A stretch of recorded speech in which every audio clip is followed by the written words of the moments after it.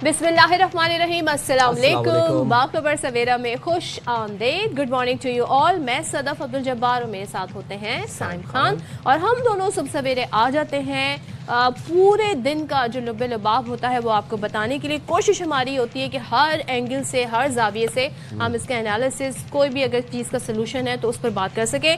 तो कल जी रात गए सबकी नज़रें टेलीविज़न स्क्रीन पर थी, क्योंकि कल एक बड़ी अनाउंसमेंट होने जा रही थी।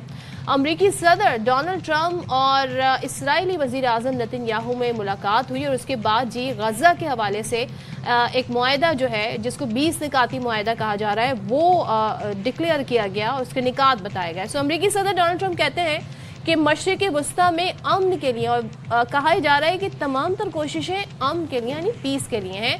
एक तारीखी दिन है और गज़ा अमन मुआहदे के बिल्कुल हम करीब पहुंच चुके हैं। सो नेतन्याहू ने मेरे अमन मुआहदे को तस्लीम कर लिया है और हमास से अरब और मुस्लिम ममालिक बात करेंगे। सो ये एक बड़ी डेवलपमेंट है, यानी कि इसको इस अंदाज में देख सकते हैं, इसका एक फेज़ मुकम्मल हुआ है। दूसरा फेज़ जो कि बहुत इंपॉर्टेंट है कि हमास से भी बातचीत होनी है, जो कि अरब कंट्रीज़ करेंगी। बिल्कुल जी। तो वाशिंगटन में इसराइली वज़ीर आज़म के हमरा मुश्तरका प्रेस कॉन्फ्रेंस करते हुए फिर अमरीकी सदर डोनाल्ड ट्रंप ने ये भी कहा कि वज़ीर आज़म पाकिस्तान और फील्ड मार्शल ने भी मेरे अमन मंसूबे की मुकम्मल हिमायत की है।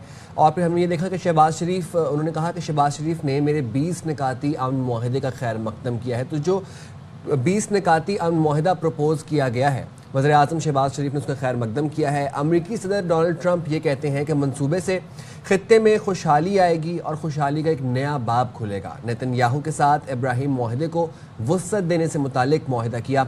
अब अमरीकी सदर ने बताया कि गाज़ा अथॉरिटी के सदर खुद होंगे और टोनी ब्लेयर उसके रुकन होंगे। तो मज़ीद उन्होंने क्या कहा, ज़रा आपको सुनवाते हैं। So today, a historic day for peace, and Prime Minister Netanyahu and I have just concluded an important meeting on many vital issues, including Iran, trade, the expansion of the Abraham Accords, and most importantly, we discussed how to end the war in Gaza, but it's just a part of the bigger picture, which is peace in the Middle East. Prime Minister of Pakistan and from the Field Marshal that they back this 100%. अच्छा जी, very interesting. कह रहे हैं वो इस authority के सदर खुद होंगे, और टोनी ब्लेयर, उनको तो सब जानते हैं कि वो इसके रुकन होंगे। बहरहाल आगे बढ़ते हैं। अब मंसूबे के तहत मजीद ही बताया गया है कि जो अरब और इस्लामी ममालिक हैं, उन्होंने जो गज़ा की पट्टी है उसको गैर फौजी बनाने का अहद किया है, और मुतालिका फरीक इसराइली इनखला के लिए टाइम टेबल पर मुत्तफिक हैं। गज़ा में क्या होगा, वहाँ पे जी एक अबूरी सेटअप होगा, कहते हैं साथ मिलकर काम करेगा, और जो नई हुकूमत है वो फ़लस्तीनी और दुनिया भर के माहिरीन पर मुश्तमिल होगी। तो ये भी डोनाल्ड ट्रंप ने व्हाइट हाउस में। अच्छा, एक और बड़ी इंटरेस्टिंग चीज़ कल हुई जब नेतन्याहू और डोनाल्ड ट्रंप व्हाइट हाउस में उनकी मुलाकात हुई। तमाम तर जो चीज़ें थीं वो डिस्कस हो रही थी, 20 निकाती एजेंडा जो था वो फाइनलाइज हो रहा था। तो इसराइली वज़ीर आज़म नेतन्याहू ने फिर कतर के वज़ीर आज़म को व्हाइट हाउस से कॉल की और मोहम्मद बिन अब्दुर्रहमान बिन जासिम असानी से दोहा पर 9 सितंबर को होने वाले इसराइली हमले पर माफ़ी भी मांगी। अब कतर ने ये बात कही थी कि इसराइली वज़ीर आज़म नेतन्याहू माफ़ी मांगे, माफ़ी का मुतालबा किया था, क्योंकि जो इसराइल ने हमला किया था, अनअनाउंस अनप्रेसिडेंटेड हमला किया था कतर के ऊपर, उस पर माफ़ी का मुतालबा किया गया था। तो माफ़ी नेतन्याहू ने मांगी और व्हाइट हाउस से कॉल करके मांगी। इसराइली वज़ीर आज़म नेतन्याहू ने अमरीकी सदर डोनाल्ड ट्रंप से मुलाकात के मौके पर व्हाइट हाउस से कतरी वज़ीर आज़म को फ़ोन किया, और फिर इसराइली वज़ीर आज़म ने कतर की खुद मुख्तारी की खिलाफ वर्जी और हमले में एक कतरी सिक्योरिटी एहलकार के मारे जाने पर अफसोस का इजहार किया और उनसे अपोलोजाइज भी किया। अच्छा जी, अब इस सारी सूरत हाल में पाकिस्तान का क्या स्टांस है? तो वज़ीर आज़म शहबाज शरीफ कहते हैं कि 2 रियासती हल का निफाज ही देर पा अमन की ज़मानत है। अमरीकी सदर के अमन मंसूबे का खैर मकदम करते हुए वज़ीर आज़म शहबाज शरीफ का ये कहना था कि मंसूबे का मकसद गज़ा में जंग का खात्मा यकीनी बनाना है, और उम्मीद है कि ट्रंप इस मुआहदे को पाया तकमील तक पहुँचाने में एक फ़ाल किरदार अदा करेंगे। तो जनाब फिर इस हवाले से बात कर लेते हैं, तमाम तर आलमी सतह पर क्या मामला चल रहे हैं, 20 निकाती एजेंडा क्या है, इस पर कब से अमल दरामद शुरू होगा। हमारे साथ बात करने के लिए मौजूद हैं साबिक सेक्रेटरी खारजा जौहर सलीम साहब। बहुत शुक्रिया जौहर साहब, आपने बाखबर सवेरा के लिए वक्त निकाला। अमरीकी सदर डोनाल्ड ट्रंप कहते हैं कि गाज़ा अमन मुआहदे के बिल्कुल करीब पहुंच चुके हैं हम, और नेतन्याहू ने मेरे अमन मुआहदे को तस्लीम कर लिया है।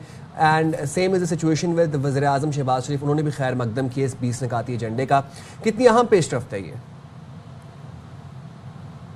जी थोड़ा सा देजावू लगता है, क्योंकि ये पहले भी जो है ना इस तरह हो चुका है। یو وڈ ریکال کہ جب حماس پہ اٹیک ہوا تھا قطر میں اسرائیل کا، تو اس وقت حماس کی اعلیٰ کمان جو ہے وہ میٹنگ ایک جو ہے کر رہی تھی، جس میں کہ آلریڈی وہ معاہدے کا ڈرافٹ جو اسرائیل تسلیم کر چکا تھا اسی پہ وہ وار آف پوز کر رہے تھے. یہ کوئی سال 1.5 سال سے یہ سارا کچھ چل رہا ہے. ابھی بھی کچھ ایشوز جو ہیں وہ اتنے آسان نہیں ہے ان کا حل ہونا.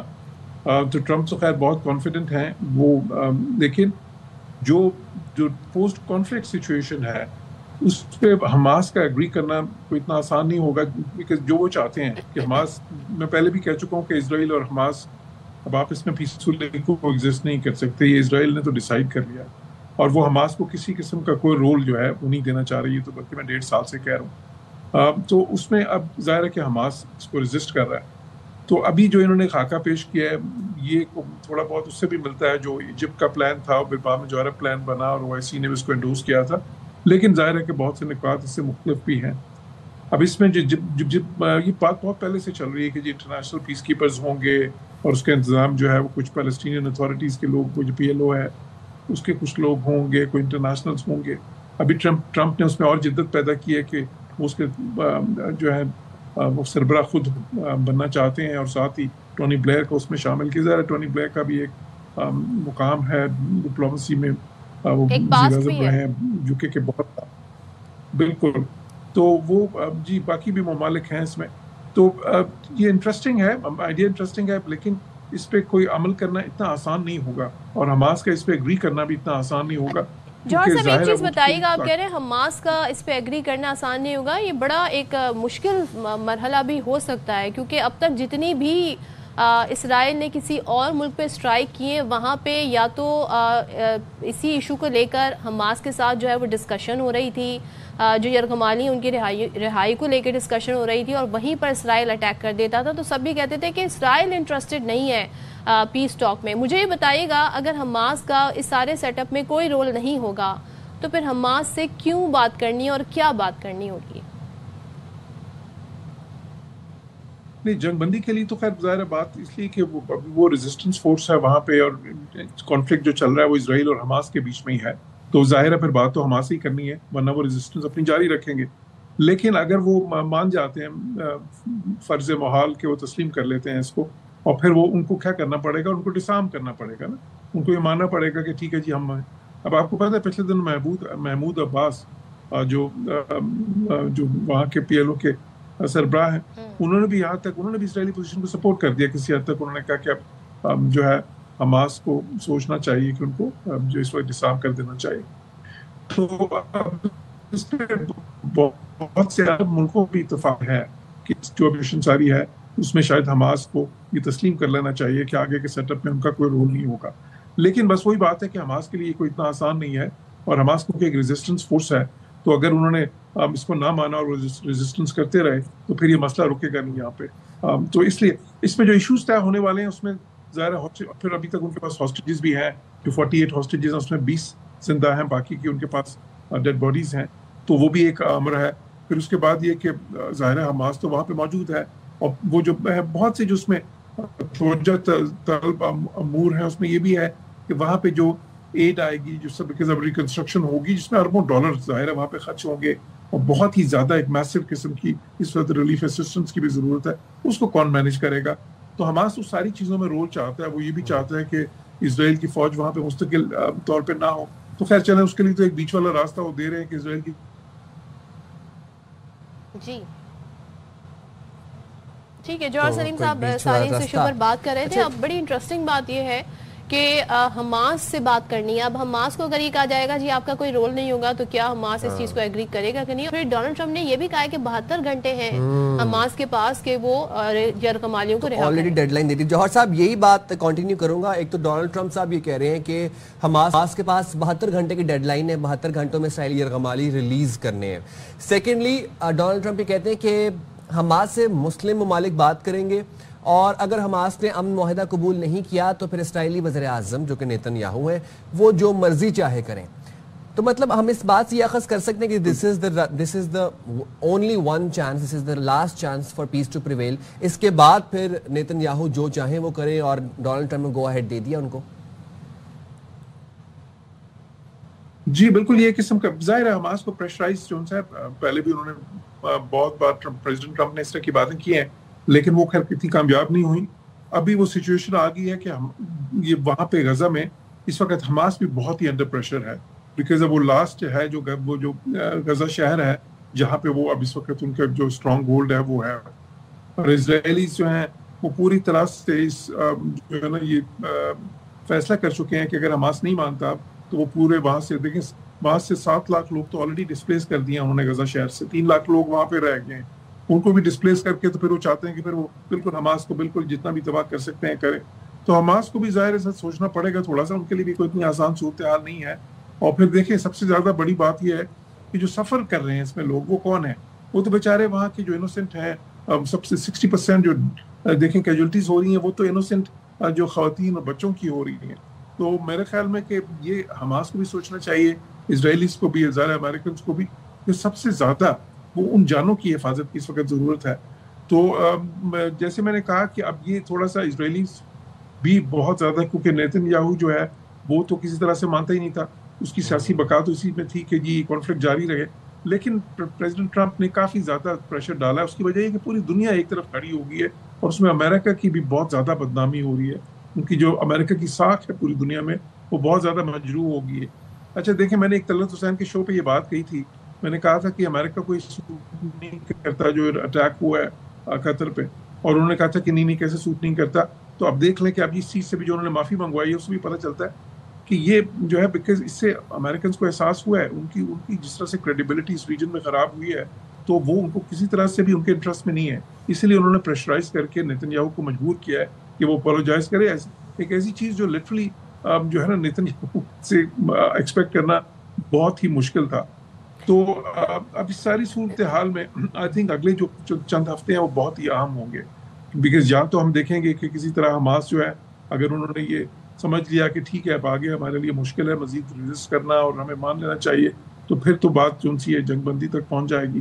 ادروائز پھر اسرائیلیز جو ہیں وہ پوری قوت سے یہ آئیں گے اور بہت ہی زیادہ خون ریزی, پہلے بھی بہت ہی زیادہ وہاں پہ جو ہے جینوسائیڈ لائک کنڈیشنز ہیں لیکن اب بہت ہی زیادہ ہم مزید دیکھیں گے وہاں پہ. ایک چیز مجھے بتائیے گا اس ساری سچویشن میں اس ایکویشن میں بلکہ ایک امپورٹنٹ فیکٹر غائب ہے اور اسے ہم کہتے ہیں یونائٹڈ نیشنز.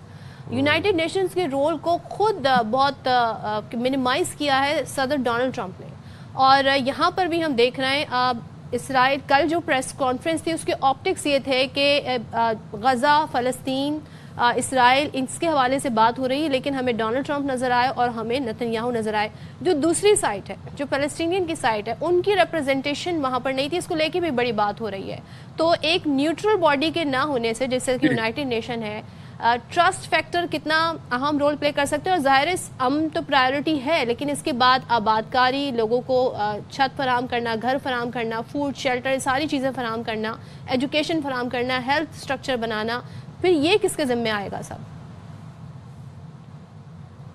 بالکل آپ نے بہت اہم بات کی ہے. دیکھیں میں یہ بات 2 سال سے کہہ رہا ہوں اور یہ اس وقت بھی جب سارے لوگ امیدیں باندھے ہوئے تھے یونائٹڈ نیشن سے اور جو ہے نا انٹرنیشنل کورٹ آف جسٹس سے جو کہ اسی کا حصہ ہے اور باقی جو ICC اور وہ سارا پریشر جو پوری دنیا جنریٹ کر رہی تھی کہ شاید اس سے اسرائیل جو ہے وہ کہیں نہ کہیں ریزسٹ کر جائے گا, رک جائے گا اور یہ جنگ بندی کر لے گا. میں نے یہ پچھلے 2 سال سے میں کہہ رہا ہوں کہ یہ نہیں ہوگا. نہ کوئی یونائٹڈ نیشنز کا کوئی پریشر ہے ان کے اوپر, وہ تو اس کو یونائٹڈ نیشن نتھنگ کہتے ہیں اسرائیلیز, نہ باقی ملکوں کی اسٹیٹمنٹس کا, نہ کوئی اور ڈپلومسی کا. ان پہ صرف ظاہر ہے کہ امریکہ کا پریشر ہے. امریکہ جو ہے نا جو مذاکرات کروا رہا ہے ان کے اور حماس کے بیچ میں, اگر امن نکلا, جنگ بندی ہوئی تو اسی میں سے نکلے گی. تو وہی بات ہم دیکھ رہے ہیں. اب دیکھیں بات ابھی بھی اسی پہ آ گئی ہے. اس وقت یونائٹڈ نیشنز آپ نے بالکل صحیح کہا وہ اس وقت کسی جو ہے نا سین میں ہی نہیں ہے, جو کہ انفارچونیٹ بھی ہے بیکاز پوری دنیا کی ایک ایسی باڈی ہے پوری دنیا جس میں ریپرزینٹڈ ہے, جس کو قائم اسی لیے کیا گیا تھا کہ وہ کانفلکٹ پریونٹ کرے گی, وہ کانفلکٹ ریزالو کرے گی. اور یونائٹڈ نیشن سیکورٹی کاؤنسل کا تو بنیادی مقصد ہی ہے لیکن وہ سب ناکام. سارے ریزولوشنز بھی پاس ہوئے ہیں, UNGA میں بھی, UNSC میں بھی, ICG کی رولنگز بھی آئی ہیں, ICC کی بھی رولنگز آئی ہیں. اور پھر اتنے زیادہ ملکوں نے جو ہے نا اسٹیٹمنٹ بھی دیکھے کتنے ملکوں نے ریکگنائز بھی کیا ہے. یورپینز نے, ان ملکوں نے جو کہ بالکل ساتھ کھڑے ہوتے تھے اسرائیل کے ہمیشہ کی مرضی کے خلاف, انہوں نے فلسطینی اسٹیٹ کو ریکگنائز کیا ہے. لیکن خیر ڈپلومیٹک پریشر اس کی وجہ سے بڑا تو ہے. میرے خیال سب سے زیادہ جو پریشر بڑا ہے وہ انہی ملکوں جو UK آسٹریلیا, کینیڈا اور فرانس نے بھی ریکگنائز کیا نا, جو کہ بہت ہی کلیدی اہمیت کے وہ ممالک ہیں اب جو امریکہ کے اتحادی ہیں اور اسرائیل کے بھی اتحادی ہیں. تو ان کو بھی جب انہوں نے دیکھا کہ دے آر بریکنگ رینکس, تو اس سے پریشر بہت زیادہ جنریٹ ہوا ہے. لیکن پھر بھی جو اس کا حل ہے وہ انہی مذاکرات سے نکلے گا جو ٹرمپ کروا رہے ہیں. اچھا جوہر صاحب, یہ جو 20 نکاتی امن معاہدہ تھا, پاکستان نے اس کا خیر مقدم کیا, پھر وزیر اعظم شہباز شریف نے کل ٹویٹ بھی کی اور اس کو انڈورس بھی کیا.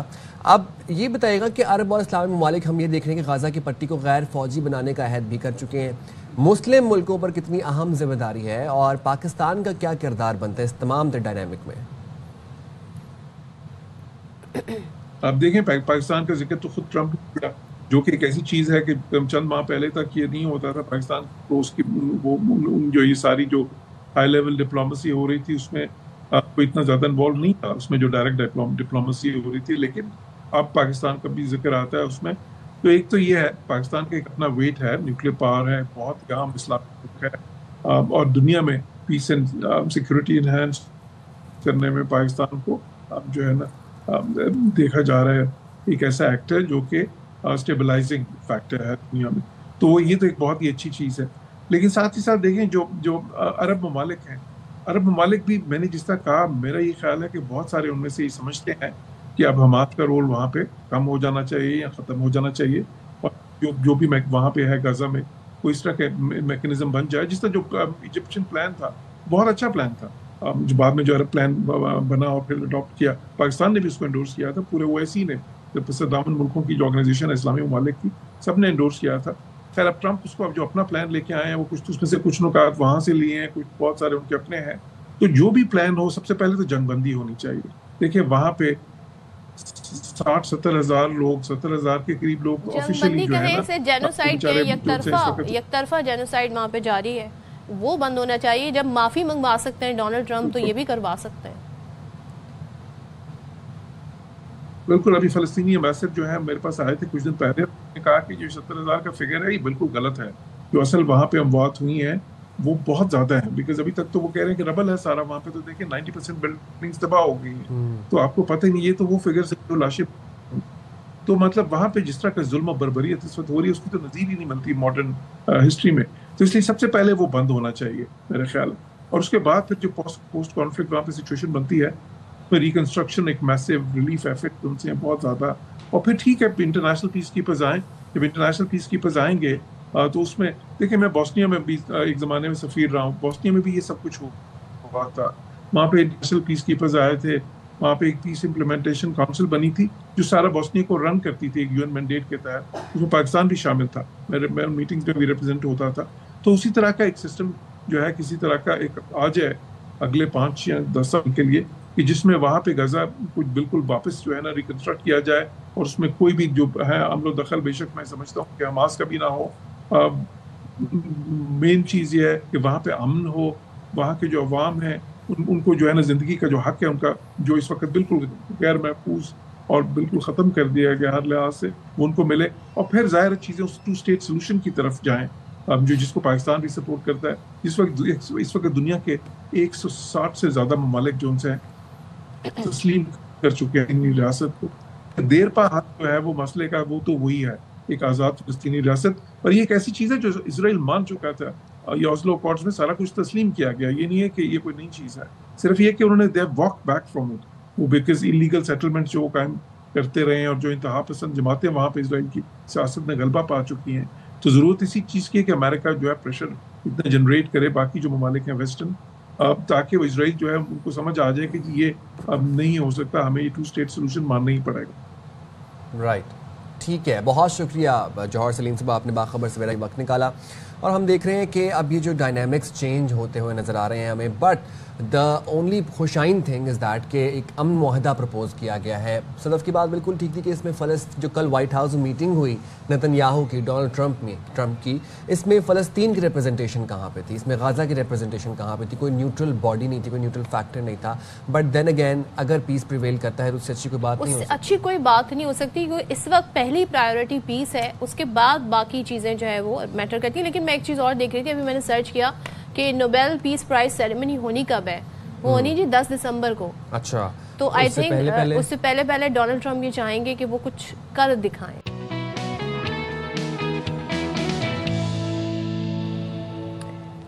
Welcome back once again. بات کریں گے جناب, کیونکہ کہتے ہیں نا جب جیت کوئی جاتا ہے, کوئی ٹیم بھی جیتتی ہے تو اس کی جیت پہ بات ہو رہی ہوتی ہے, واہ واہ ہو رہی ہوتی ہے. لیکن بھارت کی مثال کیا ہم دیں, بھارت جب جیتتا بھی ہے تب بھی رونا دھونا. بھارت کا مئی میں جو ان کو داغ لگے نا, جو ان کو دکھ پہنچا ہے, جو غم پہنچا ہے ان کو, اس کے بعد ان کا رونا دھونے کا سلسلہ ختم ہی نہیں ہو رہا ہے. اور ہم نے یہی چیز دیکھی ایشیا کپ کے فائنل میں. باوجود اس کے کہ بھارت جیت گیا, بھارت نے اپنی اوچھی حرکتیں کی, سیاست کو لے کر آ گئے. کرکٹ میں پہلے شروع ہوئے تھے جی ہینڈ شیک نہیں کریں گے, اس کے بعد جی انہوں نے الگ الگ اپنے جی ریپرزینٹیٹیو بلا لی کہ وہ ان سے ہی بات کریں گے میچ کے ٹاس کے وقت. اس کے بعد انہوں نے کہا جی ہم محسن نقوی سے ٹرافی نہیں لیں گے, کیونکہ محسن نقوی جو ہیں وہ اے سی سی کے پریزیڈنٹ ہیں, پی سی بی کو ہیڈ کرتے ہیں اور وہ پاکستانی ہیں, تو اس وجہ سے ہم نہیں لیں گے. لیکن ہوا کیا, محسن نقوی صاحب ڈٹ گئے, اور جس طریقے کے انہوں نے چیمپئنز ٹرافی میں بھی اپنی بات منوائی, یہاں بھی انہوں نے کہا کہ ٹرافی تو میں ہی دوں گا, اور ظاہر ہے اے سی سی کے پریزیڈنٹ ہیں.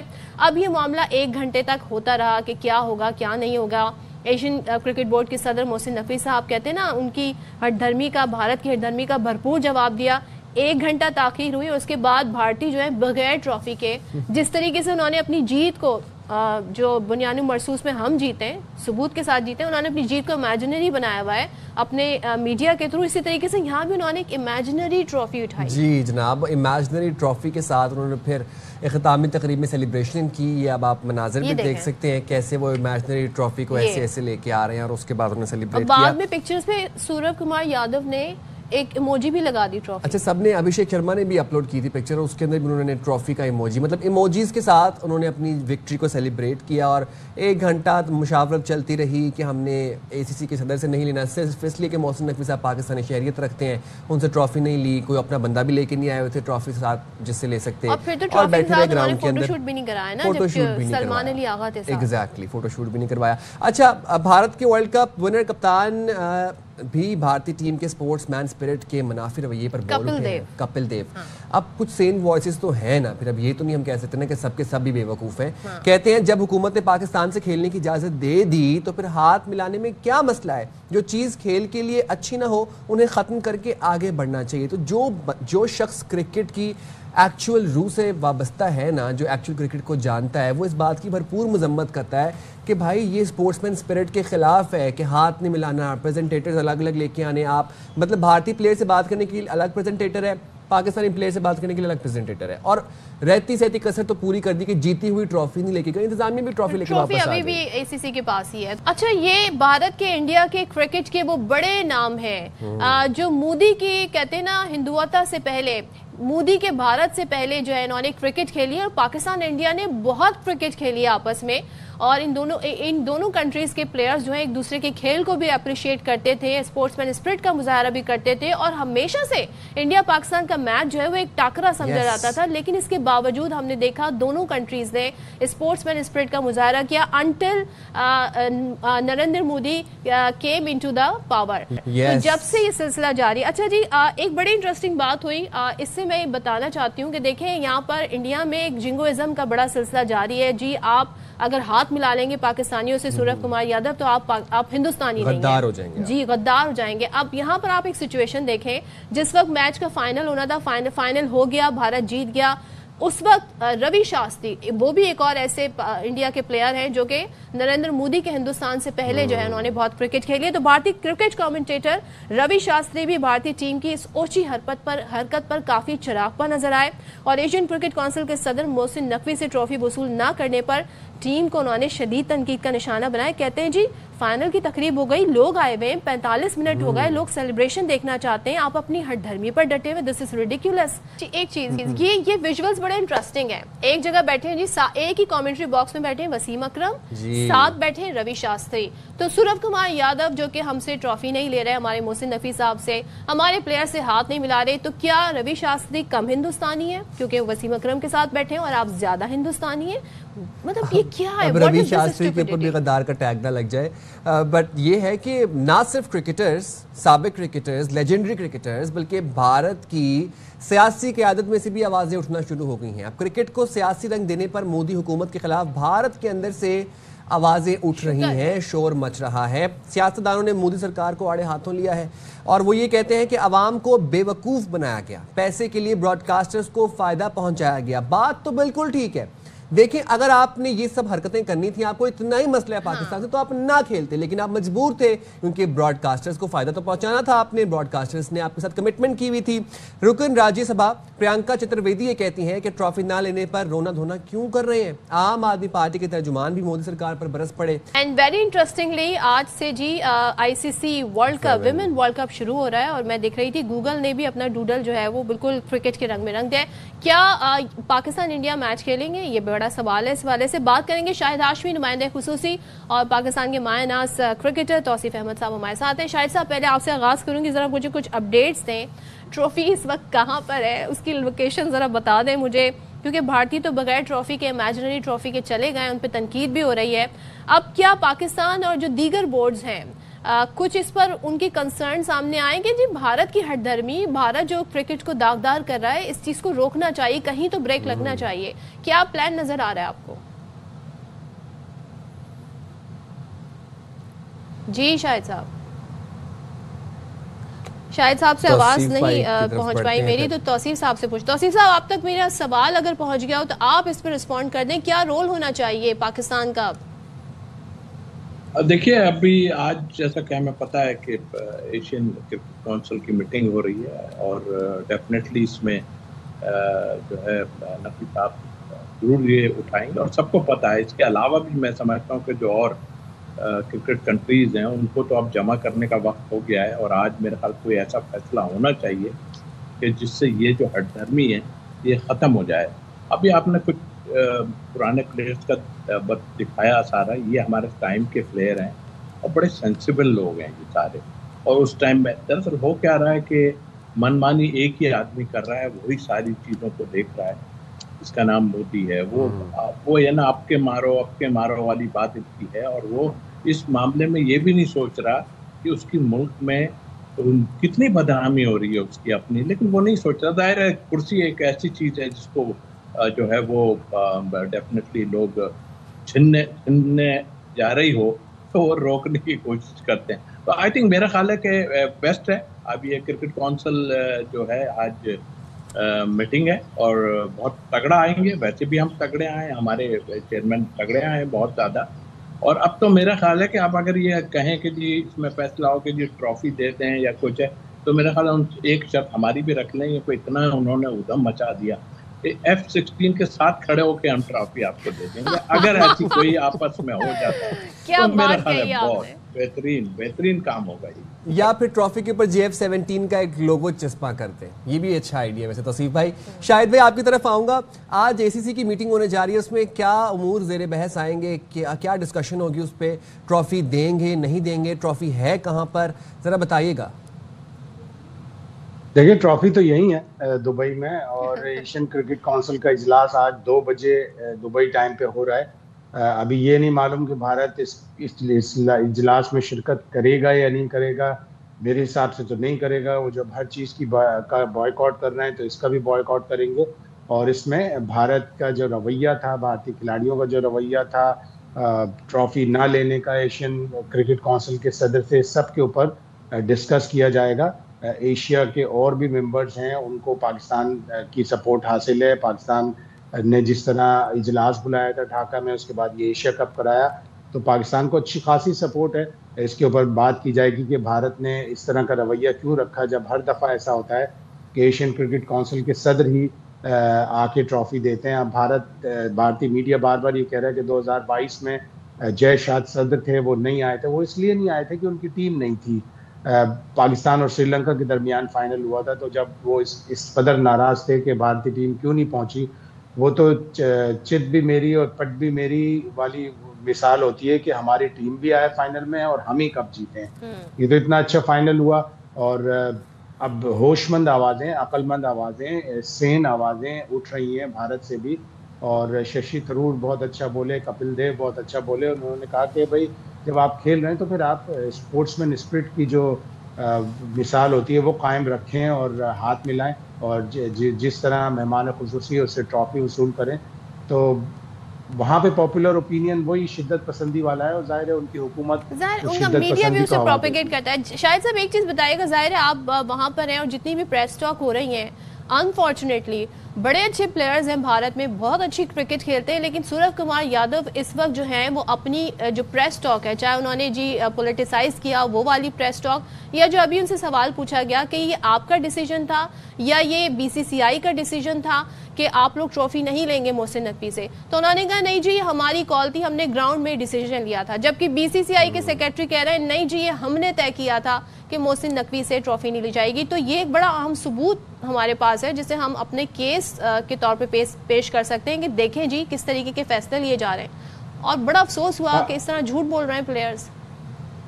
بھارتی کرکٹ بورڈ نے کہا تھا, ان کے سیکرٹری کہہ چکے تھے اس بات کو, اور انہوں نے ان کی جو سرکاری نیوز ایجنسی اس کو کہا کہ ہم نے یہ فیصلہ کیا تھا کہ ہم محسن نقوی صاحب سے ٹرافی نہیں لیں گے. تو سوریہ کمار ظاہر ہے وہ انہوں نے وہ انٹرویو نہیں دیکھا ہوگا یا انہیں کسی نے نہیں بتایا ہوگا, لیکن گائیڈ لائنس تو ان کو بھارتی کرکٹ بورڈ نے اور بھارتی کرکٹ بورڈ کو ان کی حکومت نے دی تھی. یہ کہنا بالکل غلط ہے کہ کھلاڑیوں نے وہیں آ کے کال لی, ان کو پہلے سے پتا تھا, اور یہ 2-3 دن سے یہ باتیں چل رہی تھیں کہ بھارتی کرکٹ ٹیم اگر فائنل جیت گئی تو اگر قدرت کو منظور ہوتا پاکستان یہ فائنل جیت جاتا, اگر تھوڑی سی ہم اچھی کارکردگی دکھاتے تو آج بھارت میں بہت بے پناہ کھلبلی مچی ہوتی اور یہ کھلاڑی یہیں دبئی میں گھوم رہے ہوتے, یہ جانے کے بھی قابل نہ ہوتے. توصیف بھائی, سوشل میڈیا صارف, نیٹیزنز, خاص طور پر ایکس صارف ایک اور چیز پر کو بھی ہائی لائٹ کر رہے ہیں. وہ یہ کہتے ہیں کہ جب پاکستان بھارت کا ٹاس ہوا اور سوریہ کمار یادو نے کوائن فلپ کیا, ایک تو وہ کوائن کافی دور فلپ کرتے ہیں, انہوں نے کہا کہ جب رچرڈسن وہ کوائن دیکھنے آئے ان کے اناؤنسمنٹ کرنے سے پہلے ہی سوریہ کمار یادو نے کہہ دیا کہ ہم بال کریں گے. تو نیٹیزنز کہہ رہے ہیں کہ یہ تو اٹ واز فکسڈ. ہاں, آپ کیا کہیں گے؟ اچھا خیر میں تو اس کو اس لیے کہ اتنے دور بیٹھ کے ہمیں اندازہ نہیں, یہ جو باتیں ہو رہی ہیں اپنی جگہ ہے, لیکن ہاں یہ ضرور ہے کہ رچرڈسن فوراً چلے گئے تھے بعد میں, تو آئی ڈونٹ نو کیا وجہ ہو سکی. رچرڈسن زیادہ بہتر بتا سکتے ہیں, ان سے بات کرنی چاہیے کہ جی کیا ہوا تھا یہاں پر, اس طرح کی کچھ ہوا تھا. آئی تھنک اس میں تھوڑا سا عجیب سا لگتا ہے, اور ظاہر ہے کہ رچرڈسن ایک رسپیکٹیبل بندہ ہے بہت, اور ہم کہنے ہیں اس کے ساتھ, اور ایک اچھا پلیئر بھی تھا. تو آئی تھنک میرا خیال ہے کہ اگر یہ چیز ایسی کچھ ہوئی ہے تو ایکچوئل کرنا کیا چاہیے. اب اتنے کیمرے لگے ہوئے ہیں, میرا خیال ایک پلیئر پہ 2 کیمرے لگے ہوئے ہیں, پورے گراؤنڈ میں کیمرے لگے ہوئے ہیں. اب ایک ایسا کیمرہ ہونا چاہیے کہ وہ جو سکہ اچھلتا ہے نا, اب ساری چیزیں اچھی ہونی چاہیے, ساری ڈاؤٹ فل ہو رہے ہیں. یہ سکہ اچھلتا ہے نا جب اور نیچے گرتا ہے تو اس کو بھی کیمرہ کلوز لے جا کے دکھائے, کیونکہ یہ چیزیں اب ہر چیز اب ایسی ہوگی کہ آپ سوچ بھی نہیں سکیں گے. جو کچھ ہو چکا ہے اس ایشیا کپ میں, میرا خیال ہے کہ اب وہ چیزیں سامنے آئیں گی. اور شاہد بھائی نے جیسے کہا, مجھے نہیں لگتا اگر یہ آئیں گے تو ان کو کیا کہا جائے, ان کو یہی کہا جائے, بلکہ میں تو سیدھا بات ہے کہ جو لوگ بیٹھ کے میٹنگ کر رہے ہیں ان کو چاہیے اب ہوش کے ناخن لیں, کیونکہ یہ لوگ سامنے نہیں آتے تھے. سب ظاہر ہے اس نے اپنے پیسے کے بلبوتے پہ انہوں نے سب کو آگے بھی, سب نہیں لیکن کچھ ٹیمیں ایشینز ہیں وہ بیچارے پیسوں کی تو ضرورت ہے انہیں, تو وہ اس طرح کرتے. تو آئی تھنک میرا کہ سب کو بیٹھ کے ایک طریقے سے جو ہے نا اس کو سالو کرنا چاہیے, جو کہ ذرا مشکل کام ضرور نظر آ رہا ہے, اس لیے کہ وہ تو میں نہ مانوں کہ اس نے رٹ لگائی ہوئی ہے اور وہ مانے گا ہی نہیں. اور پھر ظاہر جب سب جمع ہو جائیں گے, ووٹنگ صحیح ہوگی, تو پھر یہ بت بھی گر جائے گا نیچے. بالکل.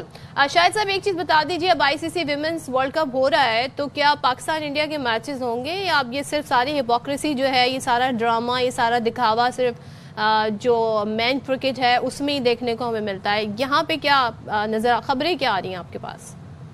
نہیں, 5 اکتوبر کو میچ ہے پاکستان ویمنز اور انڈین ویمنز ٹیم کا, کولمبو میں ہے.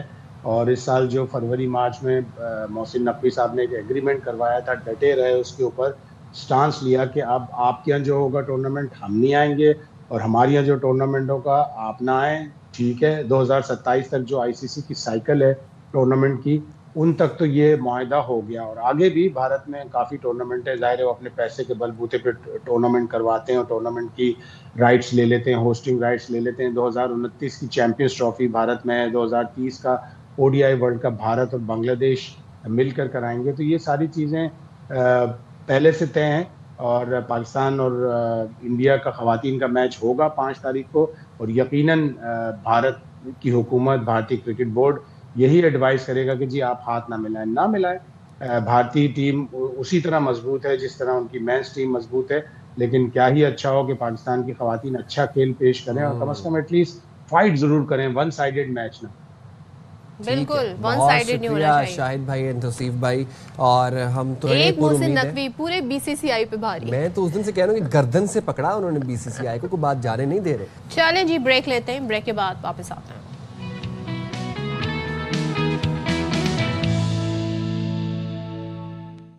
Welcome back once again. اور ذرا سیاست پر نظر ڈالتے ہیں, کیونکہ ٹیمپریچر چیک کرتے ہیں کیا ہے, کیونکہ جب سیلاب کی بالکل کہتے ہیں نا ایسی صورتحال تھی کہ مختلف راستوں سے مختلف علاقوں سے گزر رہا تھا, تو اچھی بات یہ تھی کہ سیاستدان تنقید نہیں کر رہے تھے, لیکن اب جو وہاں پر کام کیا جا رہا ہے, ریلیف کام کیا جا رہا ہے, اس پر ہم دیکھ رہے ہیں کافی زیادہ ایک دوسرے پہ تنقید ہو رہی ہے. میں بات کر رہی ہوں 2 صوبوں کے درمیان, یعنی سندھ اور پیپلز پارٹی, کیونکہ یہاں پر مختلف حکومتیں ایکچولی دا گورنمنٹس یہ ایک دوسرے پر تنقید کر رہی ہیں. تو مسلم لیگ نون اور پیپلز پارٹی کے جو اختلافات ہیں یا بیان بازی کہہ لیں, وہ کافی زیادہ بڑھ گئے ہیں. مریم نواز صاحبہ کہتی ہیں کہ میرا پانی, میرا پیسہ, میری مرضی, آپ کو کیا تکلیف ہے؟ میں نہریں نکالنا چاہوں تو آپ کو کیا اعتراض ہے؟ آپ سندھ میں کوئی کام کریں مجھے تو خوشی ہوگی, لیکن کچھ کریں تو صحیح. بالکل جی, وہ مزید انہوں نے کیا کہا آپ کو سنواتے ہیں ذرا. نہریں نکالنا چاہے تو آپ کو تکلیف کیوں ہو جاتی ہے؟ میرا پانی ہے, میرا پیسہ ہے, میرا سارا کچھ ہے, آپ کو کیا تکلیف ہے؟ پنجاب کے عوام کو ان کا حق دینے کے لیے مجھے کسی کی اجازت کی ضرورت نہیں, اپنی اجازت اپنے پاس رکھو. 50 ارب کی ریلیف پنجاب کے عوام کو دی بجلی کے بلوں میں, تو IMF کو جا کے میری شکایتیں لگا رہے تھے. اگر آپ کوئی کام کرے سندھ میں تو مریم کو خوشی ہوتی ہے, کوئی کام کرو تو صحیح. پنجاب نے آپ کے معاملات میں کبھی مداخلت نہیں کی, آپ برائے مہربانی پنجاب کے معاملات میں مداخلت کرنا بند کریں. ہر چیز کا علاج BISP نہیں ہے. BISP 10,000 روپیہ دیتی ہے, مریم نواز نے 10 لاکھ روپیہ دینا ہے. پنجاب پہ بات کرو گے, مریم نواز شریف آپ کو چھوڑے گی نہیں گھر تک. اچھا, پیپلز پارٹی اور نون لیگ ہیں تو ویسے تھے اتحادی, پھر بھی اتنی گولہ باری کیوں؟ پیپلز پارٹی کی رہنما شازیہ مری یہ کہتی ہیں لیڈر دھمکیاں نہیں دیتے, خدمت کرتے ہیں. قدرتی آفات میں انا اور غرور کی نہیں, صرف عوام کی مدد کی اہمیت ہے. اسی طرح پھر صوبائی وزیر سندھ جام خان شورو بھی یہ کہتے ہیں کہ PIDCL کو کسی اور کام کے لیے بنایا گیا تھا, اس سے صوبائی خود مختاری میں مداخلت نہیں کی جا سکتی. سنواتے ہیں آپ کو. PIDCL جب بنایا گیا تھا اور کام کے لیے بنایا گیا تھا. آپ ایک کمپنی کے تھرو صوبائی خود مختاری میں انوالومنٹ نہیں کر سکتے. کون سی کدھر سنگی تھی کہ آپ نے 30 ارب روپے خرچ کر دی, کراچی کا کچرا تو آپ سے اٹھایا نہیں گیا. وہ کام پاکستان پیپلز پارٹی نے آکے کیا. پانی کا منصوبہ تو آپ لے کے نہیں آئے. 400 ارب روپے پاکستان پیپلز پارٹی خرچ کر رہی ہے. آپ کیا کرتے رہے؟ آپ سندھ کو کمپنی سرکار کے تھرو چلانا چاہ رہے ہیں, تو ہمیں اس کے اوپر اعتراض ہے. آپ کی سمت صحیح ہونی چاہیے, سب صوبوں کو آپ ایک طرح سے ٹریٹ کریں. اسی وجہ سے ہم فیڈرل گورنمنٹ کو کہہ رہے ہیں گیس کی لائنیں ڈالنے دی ہیں, یہ روڈ آپ بنائیں جو آپ نے بنائے روڈ کھدوا دیے ہیں. کراچی کے اندر ٹرانسپورٹ کے میگا پروجیکٹس آنے کے سوا ٹرانسپورٹ کی سولوشن نہیں آئے گی.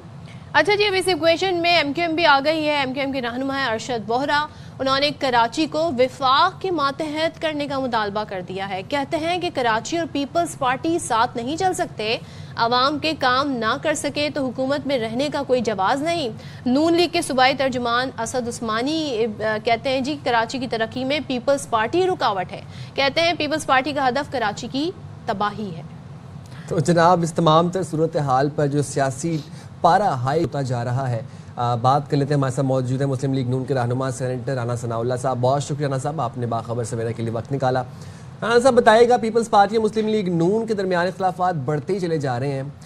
ہم دیکھتے ہیں کہ دونوں اتحادی بھی ہیں, پھر بھی اتنی لفظی گولہ باری ہو رہی ہے. اب مریم نواز اور بلاول بھٹو کے بیانات آ رہے ہیں, کیا تلخیاں کم ہونے کا امکان نظر آ رہا ہے آپ کو؟ دیکھیں, یہ ان کو تلخی یا مخالفت کے معنوں میں نہیں لیا جانا چاہیے. مریم نواز شریف صاحبہ نے جو بات کی ہے فیصلہ آباد میں وہاں پہ موجود تھا, وہ بطور چیف منسٹر پنجاب ان کا ایک موقف ہے. انہوں نے کوئی پیپلز پارٹی پہ تنقید نہیں کی یا کسی کو جواب نہیں دیا. ان کا پنجاب کے پانی سے متعلق ان کا ایک موقف ہے جو کہ پنجاب کا موقف ہے. اور ویسے بھی اگر کوئی بلا وجہ پنجاب کو پانی چوری کا طعنہ دے گا تو سب سے پہلے جس کی ذمہ داری ہے اور جس کو جواب دینا چاہیے وہ وزیر اعلیٰ پنجاب مریم نواز شریف ہے. تو انہوں نے اس کے اوپر اپنا موقف دیا ہے. انہوں نے کوئی کسی کے مخالفت نہیں کی، نہ کسی کے اوپر تنقید کی ہے، نہ کسی تنقید کا جواب دیا ہے. وہ ایک پنجاب کا موقف ہے اور یہ ان کی ذمہ داری ہے کہ وہ پنجاب کا موقف جو ہے وہ سامنے رکھیں. اور رانا صاحب، مریم نواز صاحبہ یہ کہتی ہیں کہ چاروں صوبوں کو NFC ایوارڈ کی مد میں برابر پیسہ ملتا ہے. اب پنجاب تو پیسہ عوام پر لگا رہا ہے، باقی صوبے بھی لگا لیں. اور پھر انہوں نے بے نظیر انکم سپورٹ، کیونکہ ظاہر ہے وہ پیپلز پارٹی کہہ رہی ہے جی آپ اسے یوٹیلائز کریں. وہ کہتی ہیں جی ہر چیز کا علاج BISP میں نہیں ہے. تو کیا پوری پارٹی کا یہی موقف ہے؟ آپ اس سے اتفاق کرتے ہیں؟ جی بالکل، پارٹی کا یا ہمارا موقف یہی ہے کہ تمام صوبوں کو اپنے وسائل میں جو ہے وہ اپنے عوام کی جو ہے وہ خدمت کرنی چاہیے. اور بے نظیر انکم سپورٹ اسکیم جو ہے ہماری نظر میں وہ ایک ایسا پروگرام ہے کہ جس میں غریب لوگوں کو کوئی 10,000 روپیہ میرا خیال ہے کہ کوئی 3 ماہ بعد یا 2 ماہ بعد ملتا ہے. اب آپ مجھے بتائیں کہ اس وقت جو مہنگائی کا اور جو چیزوں کی قیمتوں کا حال ہے 10,000 روپے میں کیا بنتا ہے کسی کا؟ تو اسے کلیتاً اس کا کچھ حصہ ہے جو وسیلہ روزگار کے طور پہ جو ہے وہ یوز ہو رہا ہے، یا اس میں کوئی اور تعلیم کے وظیفے بھی دیے جاتے ہیں. ہمارا یہ موقف ہے کہ اس پروگرام کو جو ہے وہ ٹوٹل صوبوں کو دیا جائے اور وفاق اس میں اپنا حصہ ضرور ڈالے. اس میں ایسی نہیں بات کہ وفاق جو ہے وہ بالکل علیحدہ ہو جائے. یہ صوبے جو ہیں اس کو ایک روزگار اسکیم کے طور پہ لوگوں کو ہنرمند کریں، لوگوں کو جاب سکھائیں اور اس کے بعد لوگ اس قابل ہوں. بھلے کسی کو اگر ہر ماہ 10,000 روپے یا بلکہ 30,000 روپے بھی دینا پڑتا ہے تو اس کو 6 ماہ سال کے لیے دیں. اسے اس قابل کریں کہ وہ اپنا ہنر سیکھے اور اس کے بعد باہر جائے یا یہاں پہ اپنی مزدوری کرے اور خود کفیل ہو جائے.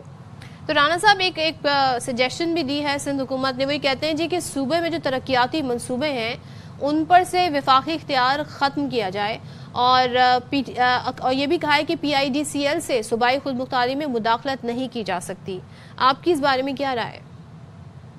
میرا خیال ہے کہ میں نے سنا ہے میئر کراچی کو مصطفیٰ وہاب صاحب کو شاید ایسی نہیں ہے کہ انہوں نے کوئی وفاقی حکومت کے اختیار کو چیلنج کیا ہے. ان کا شاید مدعا یہ ہے کہ وفاق جو بھی کام کرے، ترقیاتی کام کرے، تو وہ پہلے مقامی حکومت کو اور صوبائی حکومت کو وہ مطلع کرے. تو میں تو ذاتی طور پہ تو میں اس بات کا قائل ہوں کہ ایسا ہونا چاہیے، کیونکہ ہوتا ایسے ہے سڑک بن جاتی ہے، اس کے بعد جو ہے وہ کوئی محکمہ آ جاتا ہے وہاں سے پائپ ڈالنے کے لیے. تو یہ جو ایک کوآرڈینیشن ہے یہ between local government, provincial government اور فیڈرل گورنمنٹ، اس کے اوپر بڑی کلیئرٹی ہونی چاہیے، اس سے بڑا نقصان ہوتا ہے. ٹھیک ہے، بہت شکریہ رانا صاحب، آپ نے باخبر سویرے کے لیے وقت نکالا. تمام تر صوبے اپنے وسائل کا استعمال کریں. ہم سندھ میں بھی ترقیاتی کام دیکھنا چاہتے ہیں. ہم چاہتے ہیں کہ سندھ میں بھی ٹرام چلے، سندھ میں بھی میٹرو بس بڑے اچھے طریقے سے چلے. سندھ میں سب سے پہلے سڑکیں جو ہیں وہ ٹھیک ہو جائیں. بھائی سڑکیں ایک بڑا بیسک انفراسٹرکچر ہوتا ہے کسی بھی شہر کا. اور بھائی اب کراچی میں جو ٹوٹ پھوٹ کا شکار سڑکیں ہیں جی، کہا گیا ہے کہ اس پر گاڑیاں چلانا کسی، اگر میں کہوں سب کی رائے کہ جی یہ جو ایڈونچر تو بڑا مس ایڈونچر ہو جاتا ہے اکثر و بیشتر.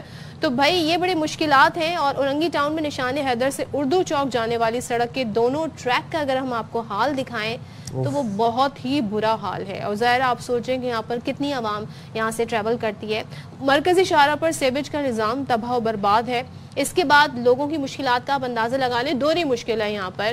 اور ایم اے جناح روڈ سے گارڈن جانے والی جو سڑک ہے یہاں بھی گڑھے آپ کو نظر آ رہے ہیں. یہ منظر آپ دیکھیں, یہ کراچی شہر ہے جسے میٹروپولیٹن سٹی کہا جاتا ہے. سیویج کا پانی جمع ہونے سے ٹریک مکمل طور پہ تباہ و برباد ہو گیا ہے.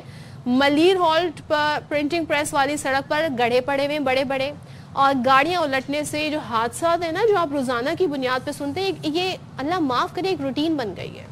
جناب جائیں چھوٹی سی بریک پہ, حاضر ہوں گے بریک کے بعد سے. رائٹ دیا وہ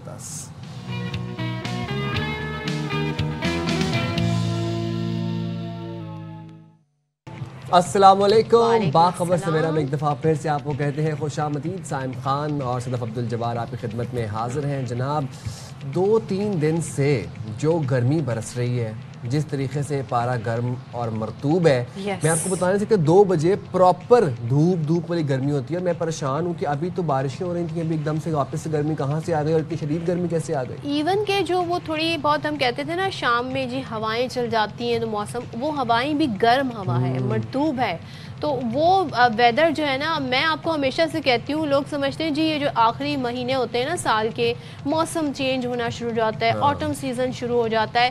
اکتوبر پاکستان کے اندر بالخصوص کراچی کے اندر جون جولائی سے کم نہیں ہوتا. لو چلتی ہے, گرمی ہوتی ہے, شدید گرمی. آپ کہیں گے یہ اکتوبر ہے, کیا ہے, سردی کب آئے گی؟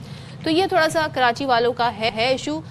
جاتے جاتے ہمیں موسم یہ بتاتا ضرور ہے کہ دیکھیے جی میں جا رہا ہوں, مجھے بھولیے گا نہیں, میں پھر واپس آؤں گا, بلکہ میں تو سارا سال ہی رہتا ہوں آپ کے پاس. لیکن ویسے آج میں کہیں پر پڑھ رہا تھا کہ ایک نیا سسٹم داخل ہوا ہے سندھ کے اندر, جو کہ بارشیں برسانے والا سسٹم ہے اور سندھ کے مختلف علاقوں کو متاثر بھی کرے گا. سو آئی واز ویری سرپرائز کہ ایک طرف اب اتنی گرمی پڑ رہی ہے, بارشوں والا سسٹم بھی واپس, مطلب موسم چل کیا رہا ہے, اس موسم کا نام کیا ہے؟ ہبس کی صورتحال بنے گی, اس کے بعد پریشر بنے گا, تو پھر ہو سکتا ہے جی بارش ہو جائے. لیکن یہ جو سسٹم ہے یہ بتایا جا رہا ہے کہ جنوب مشرقی سندھ, زیری سندھ اور کراچی سمیت ساحلی علاقوں میں اثر انداز ہوگا. اور یہ نیا سسٹم جیسے کہ ہمیشہ سے ہوتا ہے کہ بھارت کے گجرات سے کچھ دور بحیرہ عرب میں داخل ہوگا. اور اس سسٹم کے باوجود یہ آپ کی بات بالکل ٹھیک ہے کہ کراچی میں جی ابھی بھی گرمی ہے اور یہ لہر گرمی کی برقرار رہے گی. تو پھر بارش سے پھر ہوگا کیا نقصان کے علاوہ اگر موسم بہتر نہیں ہوگا؟ بارش ہی نہیں ہوگی نا اس طرح کی. اچھا, سندھ کے بیشتر علاقوں میں موسم گرم اور مرطوب رہنے کا بھی امکان ہے. تھر پارکر کی اگر بات کریں تو تھر پارکر, عمر کوٹ, بدین, سجاول, سانگھڑ میں ہلکی سے درمیانی بارش ہوگی, جبکہ کراچی میں شدید گرمی بڑھنے کا بھی امکان ہے. آج شام کی اگر ہم بات کریں تو آج شام کہیں ہلکی اور کہیں تیز بارش بھی سکتی ہے. تو ویسے موسم ابر آلود ہوگا تو اس سے آئیڈیا ہو جائے گا کہ جی کیا صورتحال ہے. یہ ہم آپ کو اپڈیٹس موسم کی دے رہے تھے, تو ملک بھر میں موسم کی ایسی صورتحال ہے. لیکن اب آگے بڑھتے ہیں اور ذرا بات کرتے ہیں کچھ تعلیم و تحقیق کے حوالے سے بھی بات کرتے ہیں, کیونکہ یہ وہ سیکٹر ہیں ہم ہمیشہ سے اپنے شو میں خاص طور پہ ہیلتھ سیکٹر, ایجوکیشن سیکٹر کے حوالے سے آواز اٹھاتے ہیں. ایک تو ان کے لیے بجٹ بھی بہت کم مختص کیا جاتا ہے, اور دوسرا ان پر اتنا فوکس نہیں ہوتا ہے. لیکن یہاں پر ہم بات کر رہے ہیں جرمنی کی وزارت تعلیم و تحقیق نے فیصل آباد کی زرعی یونیورسٹی کے شعبہ جنگلات اور رینج مینجمنٹ کے اسسٹنٹ پروفیسر ڈاکٹر محمد ہارون رشید کو ڈیجیٹل گرین ٹیلنٹ ایوارڈ سے نوازا ہے. اور یہ جی بین الاقوامی اعزاز ہر سال دیا جاتا ہے. کن کو دیا جاتا ہے؟ دنیا میں جو بیسٹ سائنسدان ہیں ان کو دیا جاتا ہے. 20 نمایاں سائنسدانوں کو دیا جاتا ہے, جو کہ ظاہر ہے ایک غیر معمولی ان کی خدمات ہوتی ہیں اور وہ مسئلے کا ایک سلوشن پیش کرتے ہیں. اچھا, ڈاکٹر صاحب کی خدمات کیا تھیں کہ ڈاکٹر محمد ہارون کو یہ ایوارڈ اس لیے ملا کہ پائیدار جنگلات اور موسمیاتی تبدیلیوں کے خاتمے میں انہوں نے نمایاں خدمات پیش کی, اور انہیں نوبیل انعام یافتہ ڈاکٹر ڈیوڈ اسپوک کے ساتھ کام کرنے کا بھی اعزاز حاصل ہے. اب ڈاکٹر ہارون رشید نے چین, جرمنی, امریکہ میں ریسرچ کر کے علاوہ پاکستان کے پہلے بانس پر مبنی کاربن سکویریشن سائنسی منصوبے کا آغاز بھی کیا, which is amazing. ان کی ریسرچ یہ ہے کہ بانس سب سے زیادہ کاربن اور ہیوی میٹلز جذب کرتا ہے, جس کی مدد سے कम से कम इनपुट के साथ ज़्यादा से ज़्यादा आउटपुट हासिल कर सकते हैं। क्या बात है। और वज़ीर आज़म ने भी डॉक्टर मोहम्मद हारून की माहौलियाती शोबे में जो तहकीक है उसका एतराफ़ किया और उन्हें यूथ एक्सीलेंस अवार्ड से भी नवाजा। तो चले जी हम बात कर लेते हैं अब बहुत सारी चीज़ें जो हम भी समझना चाहते हैं। हमारे साथ मौजूद है professor doctor Mohammad Haroon Rashid. Thank you so much और बहुत बहुत आपको मुबारक हो। सबसे पहले तो बताइएगा, आप वाहिद शख्सियत हैं पाकिस्तान से जिनको ये अवार्ड मिला है, तो जर्मनी के अवार्ड के लिए किस तरीके से आपकी नॉमिनेशन हुई और मजीद आपकी कंपटीशन में कितने साइंटिस्ट थे? जी थैंक यू वेरी मच। मेरी आवाज़ तो आपको आ रही होगी? जी जी जी। जी बेसिकली सबसे पहले अल्लाह ताला का करम है और बेसिकली ये हर साल एडवर्टाइजमेंट होती है ministry of research and education Germany की तरफ से, और डिफरेंट डिपार्टमेंट्स में जितने भी यूथ साइंटिस्ट हैं उनको जो है उनके लिए एक मोटिवेशन होती है और वो जो भी अपने डिपार्टमेंट्स में काम कर रहे हैं उसके बेस पे उनकी सिलेक्शन की जाती है। तो इस साल भी ओवरऑल पूरी दुनिया से 20 लोगों को सिलेक्ट किया गया और क्लाइमेट चेंज के सेक्शन में मुझे मौका मिला जर्मनी विजिट करने का, और इसकी बेस पे मुझे 3 मंथ्स का रिसर्च स्टे भी दिया गया, जिसकी वजह से मैं अभी भी उनके साथ कनेक्शन में हूँ और हम फर्दर जो हमारे प्लान्स हैं उन पर भी हम काम कर रहे हैं। ज़बरदस्त। हारून ये बताएगा, आपकी तहकीक जो रिसर्च एंड डेवलपमेंट तमाम तर आपकी थी वो मेजरली कार्बन पर थी। अपनी तहकीक के बारे में थोड़ा हमें बताएगा कि बांस किस तरह कार्बन को जज़्ब करता है, क्या प्रोसीजर है? जी बिल्कुल। बेसिकली हमें एक रिसर्च गैप नज़र आया और जैसे मुझे एक फर्स्ट पीएचडी स्टूडेंट मिला तो हमने प्लान किया कि क्यों ना इस रिसर्च गैप को फिल किया जाए। पाकिस्तान में बहुत सारे ऐसे कॉर्नर्स हैं जो कि अभी जिनको फिल करना बाकी है, तो हमें नज़र आया कि बांस जो है, इसके बारे में स्टडी किया गया, बांस जो है वो 30 to 35% मोर ऑक्सीजन प्रोड्यूस करता है दैन अदर ट्रीज और सबसे ज़्यादा कार्बन डाइऑक्साइड अब्जॉर्ब करता है। बेस्ट फाइटो रिमेडिएटर है। फार्मर्स के लिए स्पेशली एक मिनिमम इनपुट एक साल में 15 से 20 हज़ार रुपये उनकी इनपुट है 1 एकड़ के हिसाब से, और बहुत अच्छा आउटपुट ले सकते हैं। फाइनेंशियली तो फार्मर को बेनिफिट मिलता ही है, लेकिन उसके साथ साथ जो आपका एनवायरनमेंट में कंट्रीब्यूशन है और कार्बन सिक्वेस्ट्रेशन पोटेंशियल जो इसका है, उस हवाले से हमें नज़र आया कि इसमें बहुत ज़्यादा काम करने की अभी ज़रूरत है हमें, और इस बेस पे हमने कुछ रिसर्च स्टाइल्स भी लगाए हुए हैं और उम्मीद है हम लोग कोई 6 to 7 मंथ्स के बाद हमें कुछ अच्छे रिजल्ट्स मिलेंगे और फिर इंशाल्लाह हम वो मीडिया में भी शेयर करेंगे और कोशिश करेंगे कि फार्मर्स तक इन रिजल्ट्स को पहुंचाया जाए और उनको मोटिवेट किया जाए towards carbon sequestration potential through bamboo. और ये एक एफिशिएंट सोल्यूशन है अगेंस्ट ग्रीन हाउस गैसेस। और मैं ये भी जानना चाहूँगी क्योंकि आपने जर्मनी, अमेरिका और चीन में होने वाली रिसर्च में हिस्सा लिया। पाकिस्तान की हम बात करें, यहाँ पे एक तो फॉरेस्ट जो एरिया है हमारा वो बड़ा श्रिंक हुआ है पिछले कुछ सालों में, जो था भी उससे भी रिक्वायर्ड नहीं था वो नंबर, बट स्टिल डिफॉरेस्टेशन बहुत हुई है। तो जंगलात के तहफ़्फ़ुज़ के लिए कौन सी टेक्निक्स हैं जिस पे काम किया जा सकता है? पाकिस्तान में इस पर काम करना मुमकिन है, पॉसिबिलिटी है? जी बिल्कुल। सबसे पहले तो एक आपने बड़ी अच्छी बात कही थी कि फाइनेंशियल रिसोर्सेज जो कि एजुकेशन सेक्टर में अनलकीली यहाँ पे बहुत कम है हमारे पास। हमारे ही साइंटिस्ट हैं जो कि बाहर की कंट्रीज़ में जाके बहुत अच्छा काम और बहुत अच्छा रोल प्ले कर रहे हैं। तो सबसे पहला तो इम्पॉर्टेंट चीज़ है कि अगर फाइनेंशियल रिसोर्सेज हमारे पास आ जाए तो हम नो डाउट पाकिस्तान में बहुत अच्छा सबसे बेहतरीन काम कर सकते हैं। और जिस टूल की आप बात कर रही हैं वो है आजकल डिजिटल टूल्स की बात कर रहे हैं। जैसे कि जर्मनी में मुझे मौका मिला, आपने सुना होगा कि आपने इंसानों की एमआरआई होती तो देखी होगी पाकिस्तान में, लेकिन वहाँ पे प्लांट्स की एमआरआई भी की जाती है, जो कि मैं वहाँ पे ये टेक्निक सीख के आया हूँ। ये तो इट्स अ पार्ट। लेकिन पाकिस्तान में जंगलात को इम्प्रूव करने के लिए जो आजकल डिजिटलाइजेशन डिजिटल टूल्स आए हुए हैं, जिसमें अब जीआईएस मैपिंग है, जीआईएस मैपिंग के थ्रू हम लोग ये सब प्लान कर सकते हैं कि किस तरह हम डिफॉरेस्टेशन को मिनिमाइज करें और एफॉरेस्टेशन और रिफॉरेस्टेशन टेक्निक्स की तरफ जाएं। इसके लिए हमें मिलकर काम करना है। Department of forestry, education sector, departmental sector, PHA, सबको मिलकर इस पर गौर करना है। और सबसे इम्पोर्टेंट, हमें फाइनेंशियल रिसोर्सेज हमारे पास मुहैया होंगे तो हम बहुत अच्छा रोल प्ले कर सकते हैं। बिल्कुल, एफॉरेस्टेशन और रिफॉरेस्टेशन इज़ वेरी इंपॉर्टेंट। ये बताएगा हारून कि फार्मर्स किस हद तक यूज़फुल हो सकते हैं ग्रीन हाउस गैसेस के एमिशन को कंट्रोल करने में, कार्बन एब्जॉर्प्शन के अंदर? जी हम आजकल प्रमोट कर रहे हैं एग्रो फॉरेस्ट्री को। फार्मर इस तरफ अभी आ नहीं रहा कि वो कहते हैं कि अगर हम दरख्त लगाते हैं अपनी क्रॉप्स के साथ तो हमारी क्रॉप की यील्ड कम हो जाती है। तो इस हवाले से हम उनको टेक्निक्स बता रहे हैं कि کون سے فیوریبل ٹریز ہیں جو کہ لگانے چاہیے, ان کی کیسے دیکھ بھال کرنی چاہیے. اگر فار ایگزامپل آپ کی تھوڑی سی منیمائزیشن ہو بھی جاتی ہے آپ کی کراپ کی ییلڈ کے ریڈکشن میں, لیکن آپ الٹیمیٹلی انوائرمنٹ کو تو بینیفٹ دے رہے ہیں, آپ وہاں سے بھی تو کنٹریبیوشن کر رہے ہیں نا. پر اس چیز کو سمجھانے کی ضرورت ہے, ہمیں فارمر کو ایجوکیٹ کرنے کی ضرورت ہے, اور ہم لوگ اپنی کوشش کر رہے ہیں اور اپنے حصے کا دیا جلا رہے ہیں. Hopefully in future we will do our best انشاءاللہ. اور ڈاکٹر ہارون, جیسے پنجاب کی ہم بات کریں, پنجاب کو بڑے مسائل ہوتے ہیں, بالخصوص سردیوں میں ہم دیکھتے ہیں اسموک کا ایشو ہے, دیگر ایشو ہے, پولیوشن کے حوالے سے بڑا کام ہو رہا ہے, گرین انرجی کے اوپر بڑا کام ہو رہا ہے. تو کاربن جو ایمیشن ہے اس میں کمی کے لیے کاربن کریڈٹ کا ایک منصوبہ شروع کیا گیا ہے. تو میں یہ جاننا چاہوں گی منصوبہ ہے کیا اور اس کی کامیابی کے کتنے % چانسز ہیں؟ جی بالکل, بڑا اچھا سوال ہے. کاربن کریڈٹ کا جو منصوبہ شروع کیا ہے, اس میں ہم سی ایم پنجاب کو اپریشیٹ کریں گے کہ انہوں نے چھانگا مانگا میں اس پروجیکٹ کا آغاز کیا ہے, اور اس کاربن کریڈٹ کے تھرو ہم بہت ساری انکم جنریٹ کر سکتے ہیں. کیونکہ یہ کاربن کریڈٹ بیسیکلی کیا ہے کہ بہت ساری ڈیولپڈ کنٹریز جو کہ انڈسٹریلائزیشن کر رہی ہیں, جو کہ کاربن ڈائی آکسائڈ پروڈیوس کر رہی ہیں, تو وہ اس پارٹ کو اوور کم کرنے کے لیے ڈیولپنگ کنٹری میں انویسٹ کرتی ہیں ٹو ایبزارب کاربن, جس سے ان کو کاربن کریڈٹ ملتا ہے.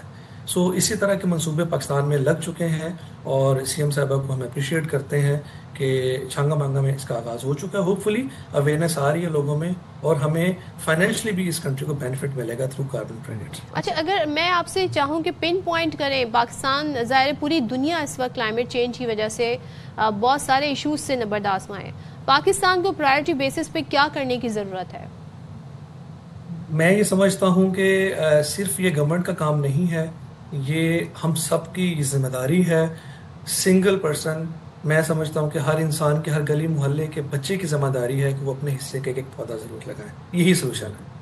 اور اگر آپ کی تحقیق, آپ کی ریسرچ کو مد نظر رکھتے ہوئے بات کریں تو انفرادی طور پر اگر ہر بندہ بیمبو پلانٹ کرنے لگ جائے اپنے گارڈن میں, یا اپنے, اگر آپ یہ بتائیے گا کہ روف ٹاپ پہ, اب کراچی میں تو سنس گارڈنز کا اتنا رواج نہیں ہے, آپ کو پتہ ہے کانکریٹ کا جنگل ہے پورا, فلیٹ سسٹم ہے, تو اگر یہاں پر ہم دیکھ رہے ہیں کہ روف ٹاپ گارڈنز لوگوں نے بنائے ہوئے ہیں, تو ہم روف ٹاپ کے اوپر بیمبوز پلانٹ کر سکتے ہیں؟ یس بالکل, بیمبوز جو ہے وہ بہت ساری بیمبو کی اسپیشیز جو کہ ایز اے انڈور پلانٹ بھی یوز ہوتی ہیں, اور آپ اس کو بالکل روف ٹاپ پہ اپنے پاٹس میں گرو کر سکتے ہیں. اور میں سمجھتا ہوں کہ ہر انسان کو اپنے حصے کا دیا جلانا چاہیے, اور میں سب کو موٹیویٹ کرتا ہوں کہ پورا پاکستان اس وقت سن رہا ہے, تو کائنڈلی وہ اپنے روف ٹاپ پہ اپنے پاٹس میں بیمبو ضرور پلانٹ کریں. کیا بات ہے, بالکل. Thank you so much professor doctor Haroon ہمارے ساتھ تھے, اور ظاہر ہے ہم سب کو اپنے اپنے حصے کی شمع ضرور جلانی ہے, اس سے پہلے کہ ہم تنقید کا نشانہ بنائیں. یہ چیزیں الگ ہیں, گورنمنٹ کا کام الگ ہے, آپ ان چیزوں پر آواز اٹھا سکتے ہیں, لیکن جو آپ کر سکتے ہیں وہ کریں. اور سب سے پہلا کام تو سائم ہم یہ کر سکتے ہیں, ہم کچرا نہ پھینکیں. ہم باہر کنٹری جاتے ہیں, ہم وہاں کے سارے رولز فالو کرتے ہیں, لیکن جیسے ہم اپنے ملک میں آتے ہیں ہم وہی کام شروع کر دیتے ہیں. میں حیران ہوتا ہوں, اس میں کل پرسوں میں شارع فیصل پر ٹریول کرا تھا, اتنی بڑی گاڑی میں سے ایسے شیشہ نیچے اترتا ہے, ایک ہاتھ باہر نکلتے ہیں اور پراپر کچرے کا بیگ جو اندر گاڑی میں کھایا پیے وہ آپ گاڑی میں پھینکتے ہیں. مطلب ہم پڑھے لکھے لوگ ہمارے معاشرے میں یہ حرکتیں کر رہے ہیں, خدا را گند نہ ڈالیں. میں بھی بات کر رہا تھا کہ کراچی شہر جو ہے وہ انفارچونیٹلی کانکریٹ کا جنگل بن چکے ہیں. میں اگر آپ سے کہوں کہ کسی ایک ایسی مجھے سبزی والی جگہ پر جانا ہے جہاں پر مجھے گرینری نظر آیا, جہاں پر مجھے قدرت سے, نیچر سے میں کلوز جانا چاہتا ہوں, آپ مجھے کراچی میں کہاں پر لے کے جائیں گے؟ بھائی کراچی میں آپ جا سکتے ہیں کورنگی کریک. اچھا, وہاں پہ کیا ہے؟ وہاں پہ جی مینگروز کہتے ہیں نا بایو ڈائیورسٹی پارک ایک بنایا گیا ہے, اور وہاں پر جا کر آپ کو آئیڈیا ہو سکتا ہے, کیونکہ جب آپ کراچی کا ایریل ویو دیکھیں نا تو آپ کو سبزہ بہت کم نظر آتا ہے, بٹ یہاں پہ آپ کو بہت زبردست سی کہتے ہیں نا آپ کو ایک اچھی فیلنگ آئی. سرپرائزنگلی مینگروز کا biodiversity park, it's very very interesting. تو روحا فاطمہ ہمیں سیر کرا رہی ہیں اس پارک کی, آپ بھی دیکھیں اور ہم بھی دیکھتے ہیں. سکون, خوبصورتی اور قدرت کا حسین امتزاج, یہ ہے مینگرووز بایو ڈائیورسٹی پارک, جہاں فطرت ہر قدم پر آپ کو خوش آمدید کہہ رہی ہے. بایو ڈائیورسٹی پارک نہ صرف ماحول کے لیے بہترین ہے بلکہ شہریوں کے لیے ایک تفریحی مقام بھی ہے. سٹیز لائک کراچی جہاں پہ اتنے ٹریفک سے ہم آتے ہیں, اتنی گرمی ہوتی ہے, تو اس طرح کا ایک spot is very appreciated. University students we are hectic entire day and it's a very relaxing spot. Even 15 minutes can do so much to your mental health. Park میں شہری یہاں قدرت کو قریب سے دیکھتے ہیں اور فطرت سے جڑنے کی اہمیت کو محسوس کرتے ہیں. اچھا انیشیٹو ہے, اور ہونا بھی ایسا صحیح ہے. اتنی وائلڈ لائف کا مسئلہ ہو رہا ہے یہاں پہ, اتنے اسپیسیز ہیں جو ایکسٹینٹ جا رہی ہیں، انڈینجرڈ ہوئی ہیں، تو اس کے حساب سے it's a very good initiative ہونا چاہیے یہاں پہ. شور، ہجوم اور تیز رفتار زندگی سے بھرے اس شہر میں یہ پارک ایک پرسکون ماحول فراہم کر رہا ہے. مینگرووز کا گھنا جنگل، پرندوں کی چہچہاہٹ اور سمندر کی یہ خاموشی مل کر بنا رہی ہیں ایک ایسی جگہ جو ہمیں یاد دلاتی ہے کہ فطرت سے جڑے رہنا کتنا ضروری ہے.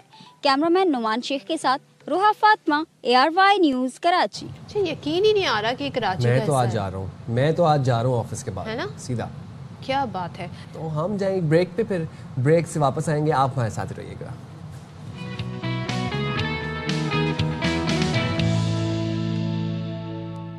چلے جی، ذرا صحت عامہ پہ بات کر لیتے ہیں. میں آپ سے وہی پوچھنے لگا تھا کہ آپ بڑے سوال پوچھتے ہیں مجھ سے. مجھے پتا ہے کہ آپ کو سفید چینی جو ہوتی ہے، وائٹ شوگر جو ہوتی ہے، آپ کو نہیں استعمال کرتی. کتنا عرصہ ہو گیا چھوڑے ہوئے آپ کو؟ It's been like more than 10 years. More than 10 years. 2015. And then you just rely on the natural sugar جو fruits سے ملتی ہے آپ کو. نہیں، ایسا نہیں کہ میں نے بالکل ہی شوگر جو ہے تھوڑی سی بس میں جسٹ فار ٹیسٹ کر لیتی ہوں، لیکن وہ بھی میں کرتی ہوں کم سے کم. And you feel healthy. صحت پر اثرات ہوتے ہیں.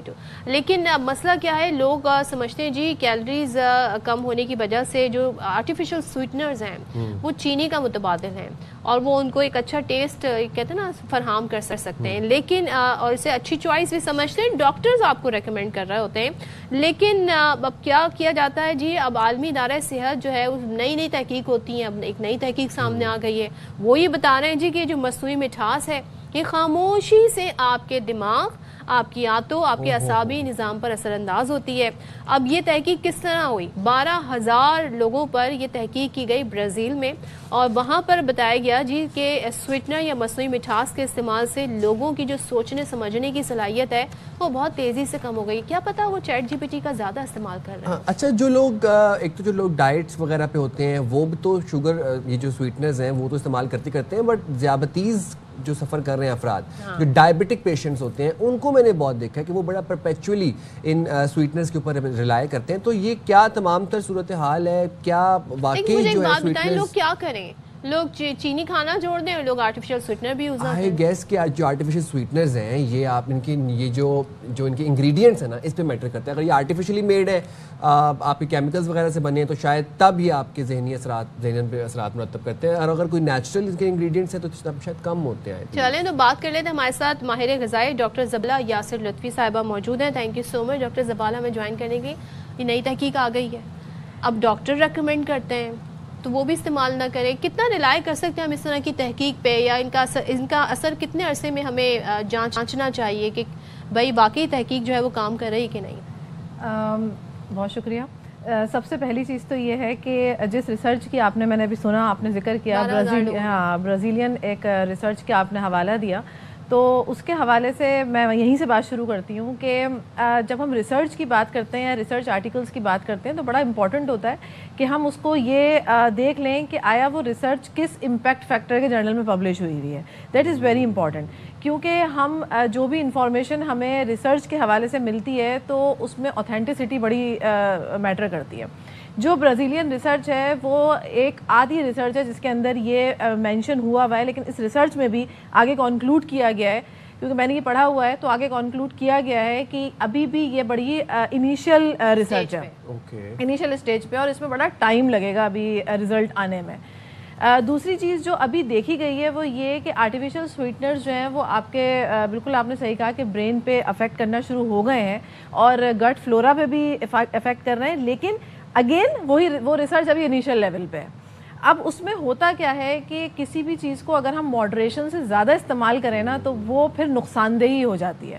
ہمارے یہاں سائیکی کیا ہے کہ ہم کہتے ہیں ہم وائٹ شوگر استعمال نہیں کریں گے، ہم اسپارٹیم لے لیں گے، سکرالوز لے لیں گے، یا نیچرل سویٹنر. جو ابھی آپ نے آرٹیفیشل اور نیچرل کی بات کری تو نیچرل سویٹنر ہمارے پاس جو وہ ہے اسٹیویا ہے تو ہم وہ لے لیں گے. تو اس میں کیا ہوتا ہے کہ بجائے اس کے کہ ہم اس کو کم کنزیوم کریں، ہمیں یہ پتہ ہے کہ ہمارے بلڈ میں شوگر اسپائک نہیں دے گی تو ہم کوانٹٹی آٹومیٹیکلی بڑھا دیتے ہیں. یہ سائیکی ہے کہ ہم ایک بسکٹ کھا رہے تھے وائٹ شوگر کی وجہ سے، لیکن ہم نے کہا اس کے اندر آرٹیفیشل سویٹنر ہے تو ہم پورا ہاف رول کھا لیتے ہیں، تو آٹومیٹیکلی وہ سویٹنر کی کوانٹٹی باڈی کے اندر بڑھ جاتی ہے. تو یہ پھر افیکٹ کرتی ہے آپ کے گٹ فلورا میں. اچھا مجھے ایک بات یاد ہے کہ میرے ایک جاننے والے تھے, ان کی شادی ہونے والی تھی, وزن کم کرنا چاہ رہے تھے وہ, تو انہوں نے کہا جی میں سیلڈ پہ چلا جاتا ہوں. اب سیلڈ کس طرح کھائی, ٹرے بھر کے. تو وہی آپ کی بات کہ بھائی کم کھائیں, زیادہ کھانا جو ہے نا وہی آپ کی صحت کے لیے نقصان. اب میں آپ کو ایک بات اس میں بتاتی ہوں لوگوں کی اویئرنیس کے لیے کہ ہم کہتے ہیں سیلڈ بہت آپ نے کھا لیا. جب آپ سیلڈ بہت کھا رہے ہیں تو آپ فائبر کی کوانٹٹی بہت زیادہ انٹیک کر رہے ہیں. جب آپ فائبر کی کوانٹٹی بہت زیادہ انٹیک کرتے ہیں تو میں کوشش کرتی ہوں کہ میں عام زبان میں لوگوں کو بتا سکوں کہ ہماری جو بڑی آنت ہوتی ہے نا اس کے اندر ہمارا گڈ بیکٹیریا ہے. تو وہ گڈ بیکٹیریا فائبر اس کی غذا ہے, وہ فائبر کو کھاتا ہے اور اس کے بعد اپنے آپ کو ملٹیپلائی کرتا ہے, جس کی وجہ سے ہمارا ڈیفینس سسٹم اسٹرانگ ہونا شروع ہو جاتا ہے, جو ہم کہتے ہیں نا پرو بایوٹک. تو وہ پرو بایوٹک ہے, لیکن جو فائبر ہے وہ پری بایوٹک ہے اس کے لیے, یعنی اس کا کھانا ہے. اب جب وہ فائبر کو کھاتا ہے تو وہ زیادہ گیس ریلیز کرنے شروع کر دیتا ہے, جس کی وجہ سے بلوٹنگ ہونا شروع ہو جاتی ہے. تو اگر آپ فائبر کی انٹیک بھی بہت بڑھا دیں گے تو آپ بوجھل فیل کریں گے, آپ کی بلوٹنگ ہونا شروع ہو جائے گی. تو ضروری نہیں ہے کہ اگر آپ سبزیاں کھا رہے ہیں تو وہ بھی آپ نے ایک وافر مقدار میں کھانی شروع کر دی. ماڈریشن از دا کی, کہ آپ نے ہر چیز کو ماڈریٹ ہی رکھنا ہے, چاہے وہ فائبر ہو, چاہے وہ سویٹنرز ہوں, چاہے وہ وائٹ شوگر ہو. پھر زبالہ یہ بتائیے گا کہ اگر آپ نے چینی چھوڑنی ہے, فار انسٹنس آپ چینی چھوڑ دی ہے, آپ سویٹنر پہ سوئچ کر چکے ہیں, اب سویٹنر بھی آپ سے نہیں ہاتھ کنٹرول رہا سویٹنر کے اوپر, پھر کیا کریں, مطلب واٹس دا آپشن؟ دیکھیں یہ سارا مائنڈ گیم ہے. اب اس میں اگر ہمیں یہ چیز پتہ ہے کہ یہ ایک چیز ہمارے لیے زہر ہے تو پھر تو اب ہم زہر کو ایکسیپٹ کر لیں یا اس کو ہٹا لیں. لیکن میں یہ کہتی ہوں کہ اگر کسی چیز کو آپ کمی کر بھی رہے نا تو گریجولی کریں, ایک دم سے نہیں کریں. کہ اگر آپ بہت میٹھا کھاتے تھے, آپ نے ایک دم سے چھوڑ دیا تو کریونگ ڈبل ہو کر سامنے آتی ہے. اگر آپ اس کو گریجولی ڈیکریز کریں گے, ڈے بائی ڈے کے حساب سے اپنے پروگریس چیک کریں کہ آپ ڈے بائی ڈے کتنا اس کو چھوڑ پا رہے ہیں, تو یہ ایک کامیاب طریقہ ہوتا ہے کہ آپ کسی بھی اپنے ایسی چیز کو چھوڑ سکتے ہیں, چاہے وہ کوئی بھی نشہ ہو, آپ اس کو بہت آرام سے چھوڑ سکتے ہیں اگر وہ گریجولی ہو, کیونکہ چینی بھی ایک نشہ ہی ہے میٹھا. تو اور اس کا فلیور بہت تھوڑے ٹائم کے لیے آپ کے پاس رہتا ہے اور ایک دم سے اسپائک آتی ہے, اس پہ ختم ہو جاتا ہے. تو اس میں یہ کہ آپ سیکرین ایڈ کرنا شروع کریں آہستہ آہستہ. آپ جو بھی آپ کے سویٹنرز ہیں, لیکن ان کی کوانٹٹی بہت منیمل رکھیں. جیسے 2 وقت آپ چائے پیتے تھے, آپ 2 وقت ہی پئیں, پھر اس کے بعد آپ نے کہا کہ نہیں اب تو میں پی سکتا ہوں, اب تو میں یہ کھا سکتا ہوں. دوسری بڑی امپورٹنٹ بات یہ ہوتی ہے کہ ہمارا یہ فوکس تو ہوتا ہے کہ ہم چینی کو کم کر کے کیلوریز کم کر رہے ہیں, لیکن ہم دوسری طرف یہ نہیں دیکھتے کہ ہمارے پاس جو سویٹنرز کو ایڈ کیے والے بسکٹس آ رہے ہیں, جن بسکٹس کے اندر سویٹنرز ایڈ ہوتے ہیں تو ان کے اندر فیٹ کی بھی تو کتنی کوانٹٹی موجود ہے. ایک مسکنسیپشن یہ بھی ہے کہ لوگ سمجھتے ہیں صرف چینی کھانے سے وہ ڈائبیٹک ہو جائیں گے یا چینی سے ہی ان کا وزن بڑھ رہا ہے. چینی ایک امپورٹنٹ فیکٹر تو ہے, رول پلے کرتا ہے, بٹ آپ کتنی کوانٹٹی کھا رہے ہیں, کتنا سٹارچ کھا رہے ہیں, کتنے آپ کاربس کھا رہے ہیں, یہ بھی بڑا میٹر کرتا ہے. بالکل. اور اس میں سب سے زیادہ جو پرابلمٹک سچویشن جب آ جاتی ہے جب آپ بہت زیادہ فیٹ میں بنی ہوئی چیزیں کھا رہے ہوتے ہیں اور آپ کہتے ہیں نہیں اس کے اندر تو آرٹیفیشل سویٹنر ایڈ ہے اور یہ ہمیں نقصان نہیں پہنچائے گا, لیکن آپ یہ بھی تو سوچیں کہ اس کے اندر جو ٹیکسچر آ رہا ہے بسکٹ کا وہ فیٹ کی وجہ سے آ رہا ہے. اگر وہ فیٹ آپ اس کے اندر سے ہٹا دیں تو وہ بسکٹ سخت سے جو ہے بالکل بنتے ہیں, اس کے اندر خستگی رہتی ہی نہیں ہے. تو وہ کیلوریز اس طرح سے آپ لے رہے ہیں, آپ شوگر سے نہیں لے رہے تو آپ اس طریقے سے لے رہے ہیں. لیکن اگین یہی بات ہے کہ جو لوگ ڈائبیٹک ہیں, شوگر کی وجہ سے ڈائبٹیز نہیں ہوئی ان کو ڈائبٹیز ہوئی ہے اور دوسری وجہ سے, کیونکہ آپ کے اندر انسولین کی پروڈکشن رک گئی ہے, پینکریاز نے کام کرنا بند کر دیا ہے. تو pancreas it self is a protein, insulin it self a protein, ٹھیک ہے. تو پروٹین میں بھی کہیں پرابلمٹک سچویشن آئی ہے آپ کے, جس کی وجہ سے یہ انسولین اتنی پروڈیوس نہیں کر پا رہے. تو جو شوگر آپ لے رہے ہیں انسولین اس کو کیری نہیں کر پا رہا, ہولڈ نہیں کر پا رہا. تو وہ شوگر کی وجہ سے ہوا نہیں ہے, وہ پرابلم ہوئی آپ کے کسی اور وجہ سے ہے, لیکن وہ ڈائگنوز اس لیے ہوئی کہ وہ شوگر کو کیری نہیں کر پا رہا. زبالہ ایک اور بھی تو ایشو ہے نا, ہماری ایٹنگ ہیبٹس بڑی میسڈ اپ ہیں. اب آپ دیکھیں کراچی میں ایک ایوریج بندے کی ایٹنگ ہیبٹ کیا ہے, صبح اٹھتے ہیں, اٹھ کے 2 پوڑیاں یا 2 پراٹھے تلے ہوئے فل ود ایگز اور ساتھ میں روغنی چنے, حلوہ اور ساتھ میں پھر 2 کپ چائے, یہ ہو گیا ناشتہ. اچھا ناشتے کی بھی ایک نہیں, ناشتے کی بھی ایک کنسیپشن یہ ہے نا کہ آپ بریک فاسٹ اچھا کریں اور دبا کے کریں. اس کے بعد دوپہر کو پھر آپ بریانی پہ آ گئے یا پلاؤ پہ آ گئے آپ, اور رات کو سوتے ہوئے پھر آپ نے کوئی برگر شرگر کوئی اس طرح کی, قورمہ چلے گا یا نہاری کا دور چلے گا. نہاری تو مطلب ہوتی ہے کہ ایوریج کراچی آئٹ کی لائف میں دن کی اگر میں بات کروں تو یہ کتنا نقصان دہ ہے. چینی تو چینی ہے, آپ کی ایٹنگ ہیبٹس کتنے نقصان دہ ہے. بعد میں پوچھوں گی کن لوگوں میں اٹھ بیٹھ رہے ہیں آپ. آج کل میجرلی یہ چیزیں دیکھنے میں آ رہی ہیں اور مجھے ایسا لگتا ہے کہ اب کوئی بھی آؤٹ لیٹ کھلتا ہے نا تو وہ ناکام نہیں ہوتا, وہ بھرپور اس کے اندر جو ہے نا وہ کھانے پینے کے معاملات چل رہے ہوتے ہیں اور ہم ہر نکڑ میں آج کل یہ چیزیں دیکھ رہے ہیں. تو بات یہ ہے کہ اس کو سمجھنا اور اس کی اویئرنیس ہی ضروری ہے, جو کہ بہت بہتر طریقے سے ہو بھی رہی ہے. تو اس میں یہ ہے کہ اگر آپ فیٹ کنزیوم کر بھی رہے ہیں یا آپ کو چنے کھانے بھی ہیں, اگر آپ کو نہاری کھانی بھی ہے تو آپ اس کو تھوڑا سا کیلوری ڈیفیسٹ میں لے کے چلے جائیں نا. آپ نے پراٹھا کھانا ہے, پراٹھا کھانے کو کسی نے منع نہیں کیا, لیکن بجائے اس کے کہ آپ اس کے اندر گھی بھر رہے ہیں, آپ ایک میں نے کہا نا کہ گریجولی آپ کس طرح سے ریڈکشن کر سکتے ہیں کہ آپ گھی بھر رہے تھے آپ آئل پہ آ جائیں, ٹھیک ہے, اس کے بعد پھر آپ آہستہ آہستہ آئل کی کمی پہ آ جائیں, پھر اندر بڑھنا چھوڑیں پھر باہر پہ آ جائیں. تو یہ گریجولی جو سٹیپس ہوتے ہیں نا یہ بہت زیادہ آپ کو حقیقتاً یہ آپ ایک اچھے لائف اسٹائل کی طرف موو کر جاتے ہیں آہستہ آہستہ. لیکن ایک دم ریڈکشن اٹس ویری ڈینجرس, یہ کسی کے لیے بھی نہیں ہو سکتا, نہ میرے لیے ہو سکتا ہے نہ آپ کے لیے ہو سکتا ہے. پھر ہم جو ہے نا وہ دوبارہ کھڑے بھی نہیں ہو پاتے, کوشش بھی نہیں کر پاتے دوبارہ. اچھا ایک چیز اور جو ہم نے دیکھا اکثر ایڈز میں یا یہ پروجیکٹ کیا جاتا تھا جی ہیلدی ناشتہ کیا ہوتا ہے, صبح سویرے آپ نے جی ٹوسٹ لیا, اس پہ بٹر لگایا, بوائلڈ ایگ رکھے ہوئے اور رکھا ہوا ہے جی اورنج جوس, ٹھیک ہے. اب اورنج جوس جو ہے وہ آپ خالی پیٹ پی رہے ہیں, فائبر اس میں سے ہٹ گیا کیونکہ آپ ہول فروٹ نہیں کھا رہے ہیں.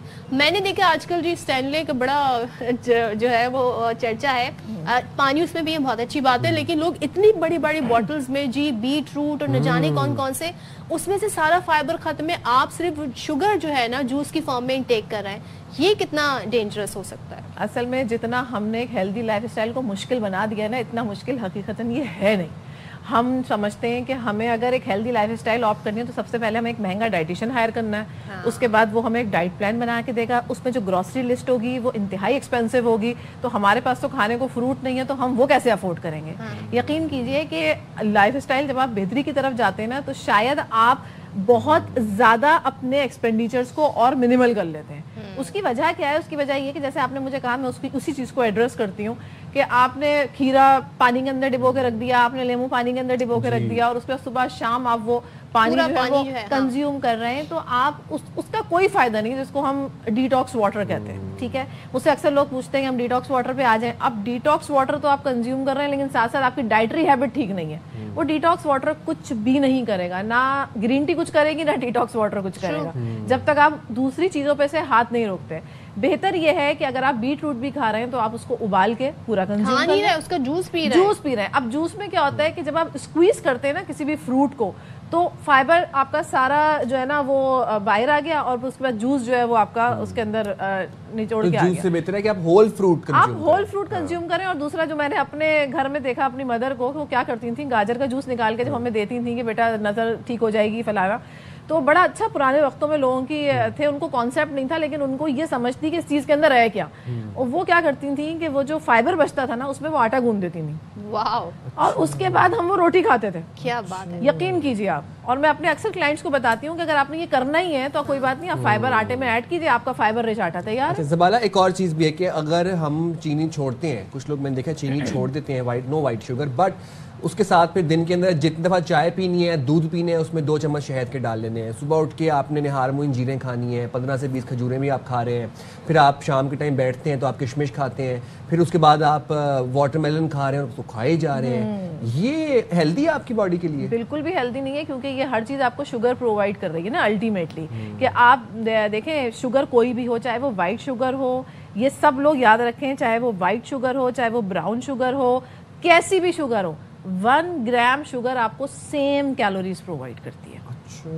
مطلب یہ کہ وہ کاربوہائیڈریٹ ہے نا, تو 1 گرام کاربوہائیڈریٹ آپ کو 4 کیلوریز پرووائڈ کر رہا ہے, چاہے وہ شہد ہے, چاہے وہ جیگری ہے, واٹ ایور اٹ از, وہ آپ کو سیم کیلوریز پرووائڈ کر رہا ہے. صرف کیا فرق ہے؟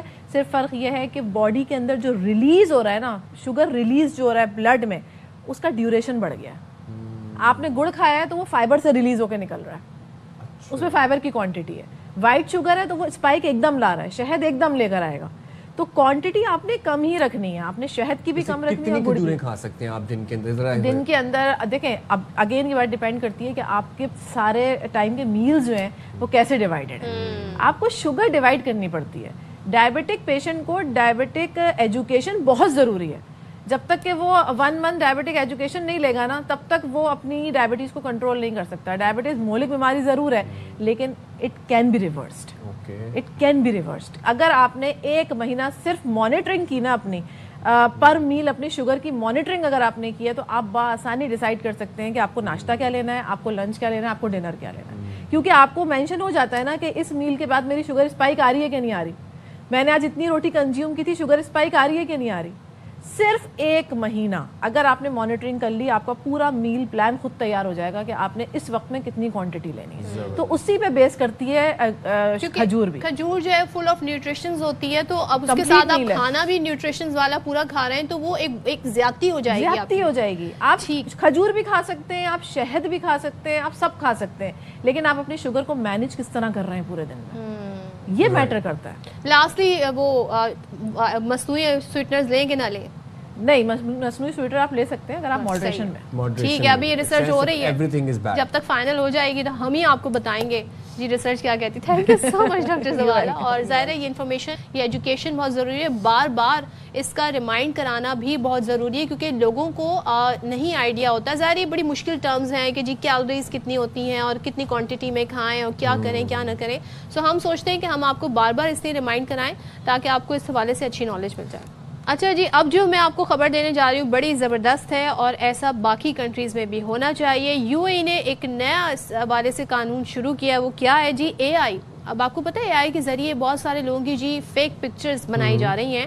سو متحدہ عرب امارات میں اے آئی کے ذریعے بغیر اجازت, بغیر پرمیشن مشہور شخصیات اور قومی علامتوں کی تصویر کشی کرنے کو غیر قانونی قرار دے دیا گیا. اور جب یو اے میں ایسے غیر قانونی چیزیں قرار دے دی جائیں تو پھر فائن بھی لگتے ہیں, گرفتاری بھی ہوتی ہیں. سو اماراتی میڈیا کونسل نے بتایا ہے کہ بغیر اجازت لیے اے آئی کی مدد سے مشہور شخصیات اور جو قومی علامتوں کی تصویر کشی کرنا, گمراہ کن اور معلومات پھیلانا سنگین خلاف ورزی ہے. یہ ویسے بڑے اچھی ڈیولپمنٹ ہے کہ آپ دیکھیں ابھی جس طرح پچھلے دنوں جیمنائی ٹرینڈ بھی آیا ہوا تھا, بے تحاشا ایسی میں نے پوسٹ دیکھی ہیں جو آپ لوگوں نے سیلیبریٹیز کے ساتھ بنائی ہوئی تھیں, پھر اپنے فیوریٹ پولیٹیشنز کے ساتھ بنائی ہوئی تھیں. تو یہ ایک اچھی چیز ہے کہ آپ حکومتی علامات, آپ مشہور افراد, سیلیبریٹیز, پولیٹیشنز کی بغیر اجازت لیے آپ تصویر نہیں بنا سکتے ود اے آئی. اچھا, یو اے میں تو ایک قانون بھی بڑا امپورٹنٹ ہے. ایک بالی ووڈ کی ایکٹریس ہیں, وہ شفٹ ہو گئی دبئی, تو ان سے پوچھا گیا کہ بھائی ہاؤ از اٹ دبئی, تو کہتی ہیں بہت پرسکون, وہاں تو کوئی پکچرز بھی نہیں لیتا.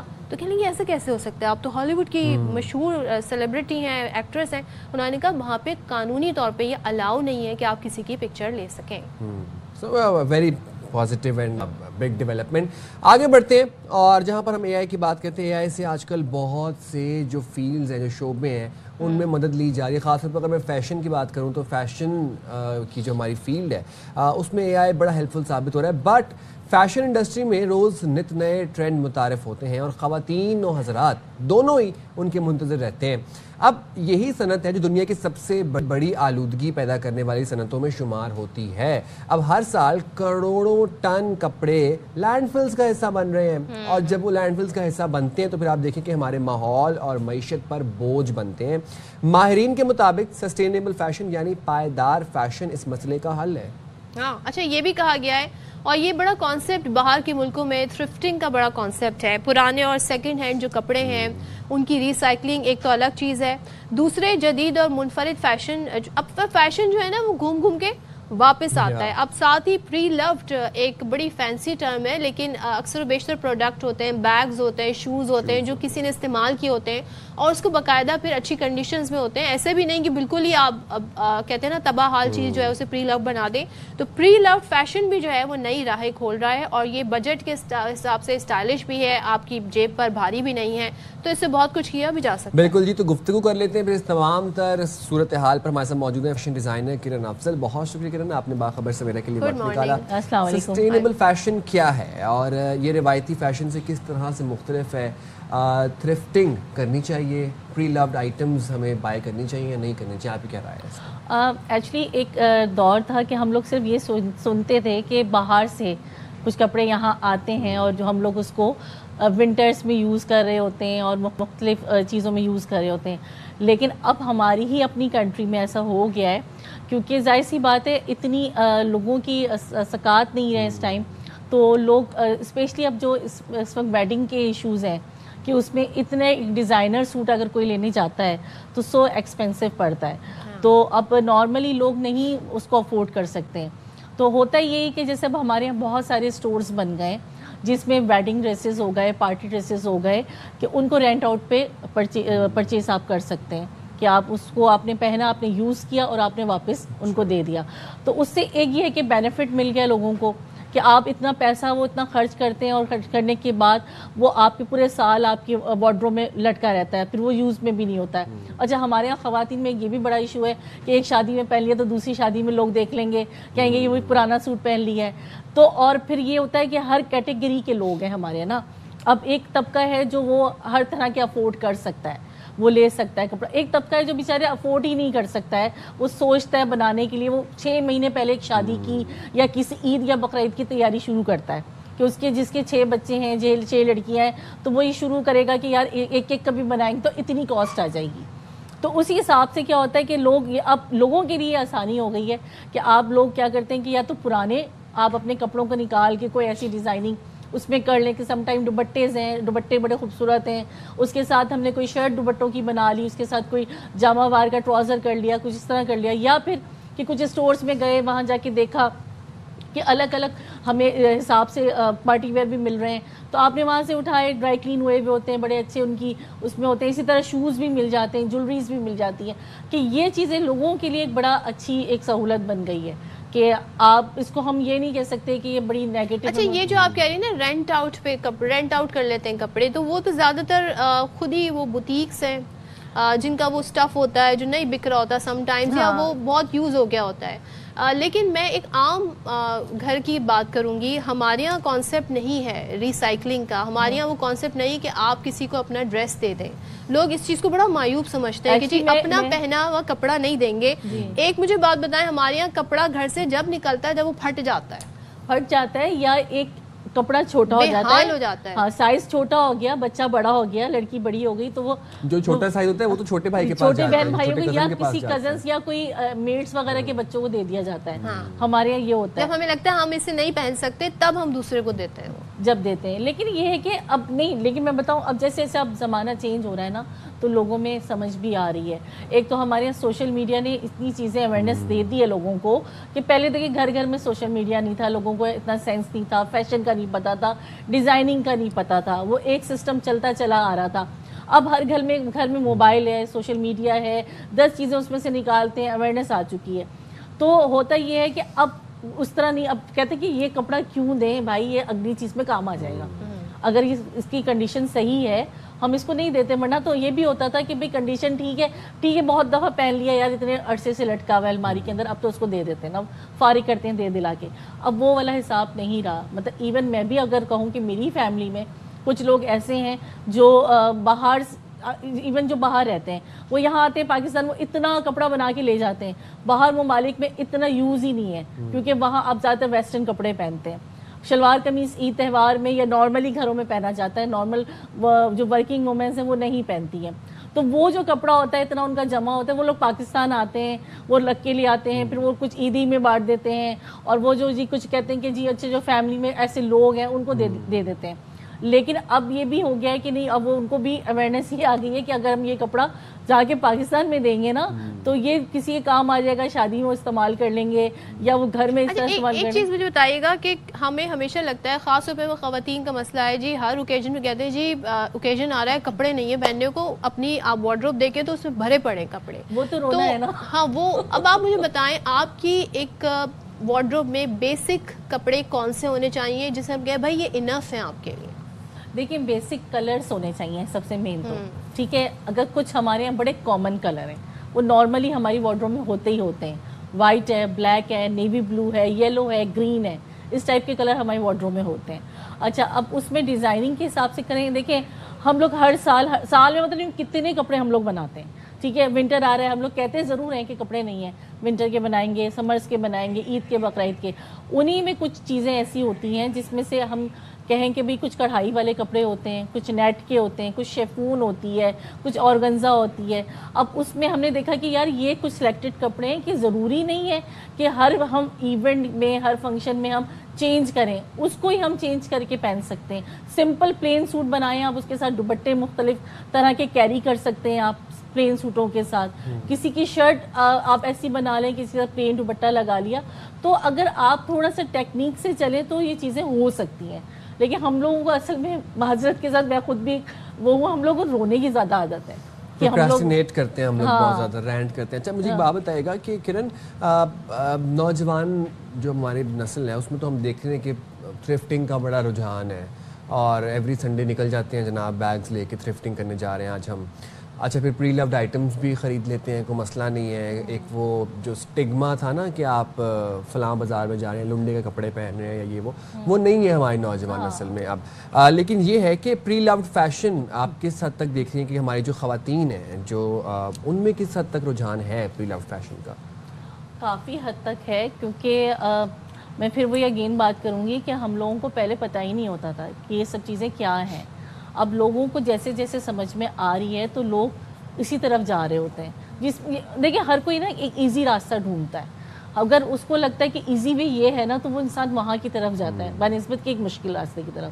اب ہم اگر کہیں جاتے ہیں, کوئی چیز پرچیز کرتے ہیں, تو اس میں ظاہر سی بات ہے ہماری محنت ہے, ہمارا پیسہ ہے, ٹیلر ہے, سب کچھ ہے, اس میں ہمارا دماغ بھی لگے گا کہ اس کو ایک ایک چیز سمجھائیں. ایک چیز ہمیں جو سمجھ میں آ رہی ہے, بنی بنائی مل رہی ہے, اور جو ہمارے اس ارینج میں بھی ہے کہ ہم اس کو لے سکتے ہیں, تو لوگوں کے لیے تو بینیفٹ وہی ہوگا نا کہ جو ایزی وے ہے, تو لوگ وہیں اسی طرف جاتے ہیں. تو کافی لوگوں میں رجحان آ چکا ہے اس چیز کا کہ آپ ایک ایسی جگہ پہ جائیں جہاں آپ کو بہت سہولت ہو. صحیح بات ہے, آپ نے بڑی اچھی بات کی. تھینک یو سو مچ. کرن ہمارے ساتھ تھی اور ہمیں کچھ فیشن دے رہی تھی. بھائی کمپٹیشن چھوڑیں, ایک اچھی سی کلاسک اولڈ منی جیسی وارڈروب بنائیں اور دیکھیں جی آپ ہی سب سے زیادہ ٹرینڈی لگ رہے ہوں گے. اب تو اتنا زیادہ پیجز بھی آ گئے ہیں thrifting. Classic never goes out of fashion.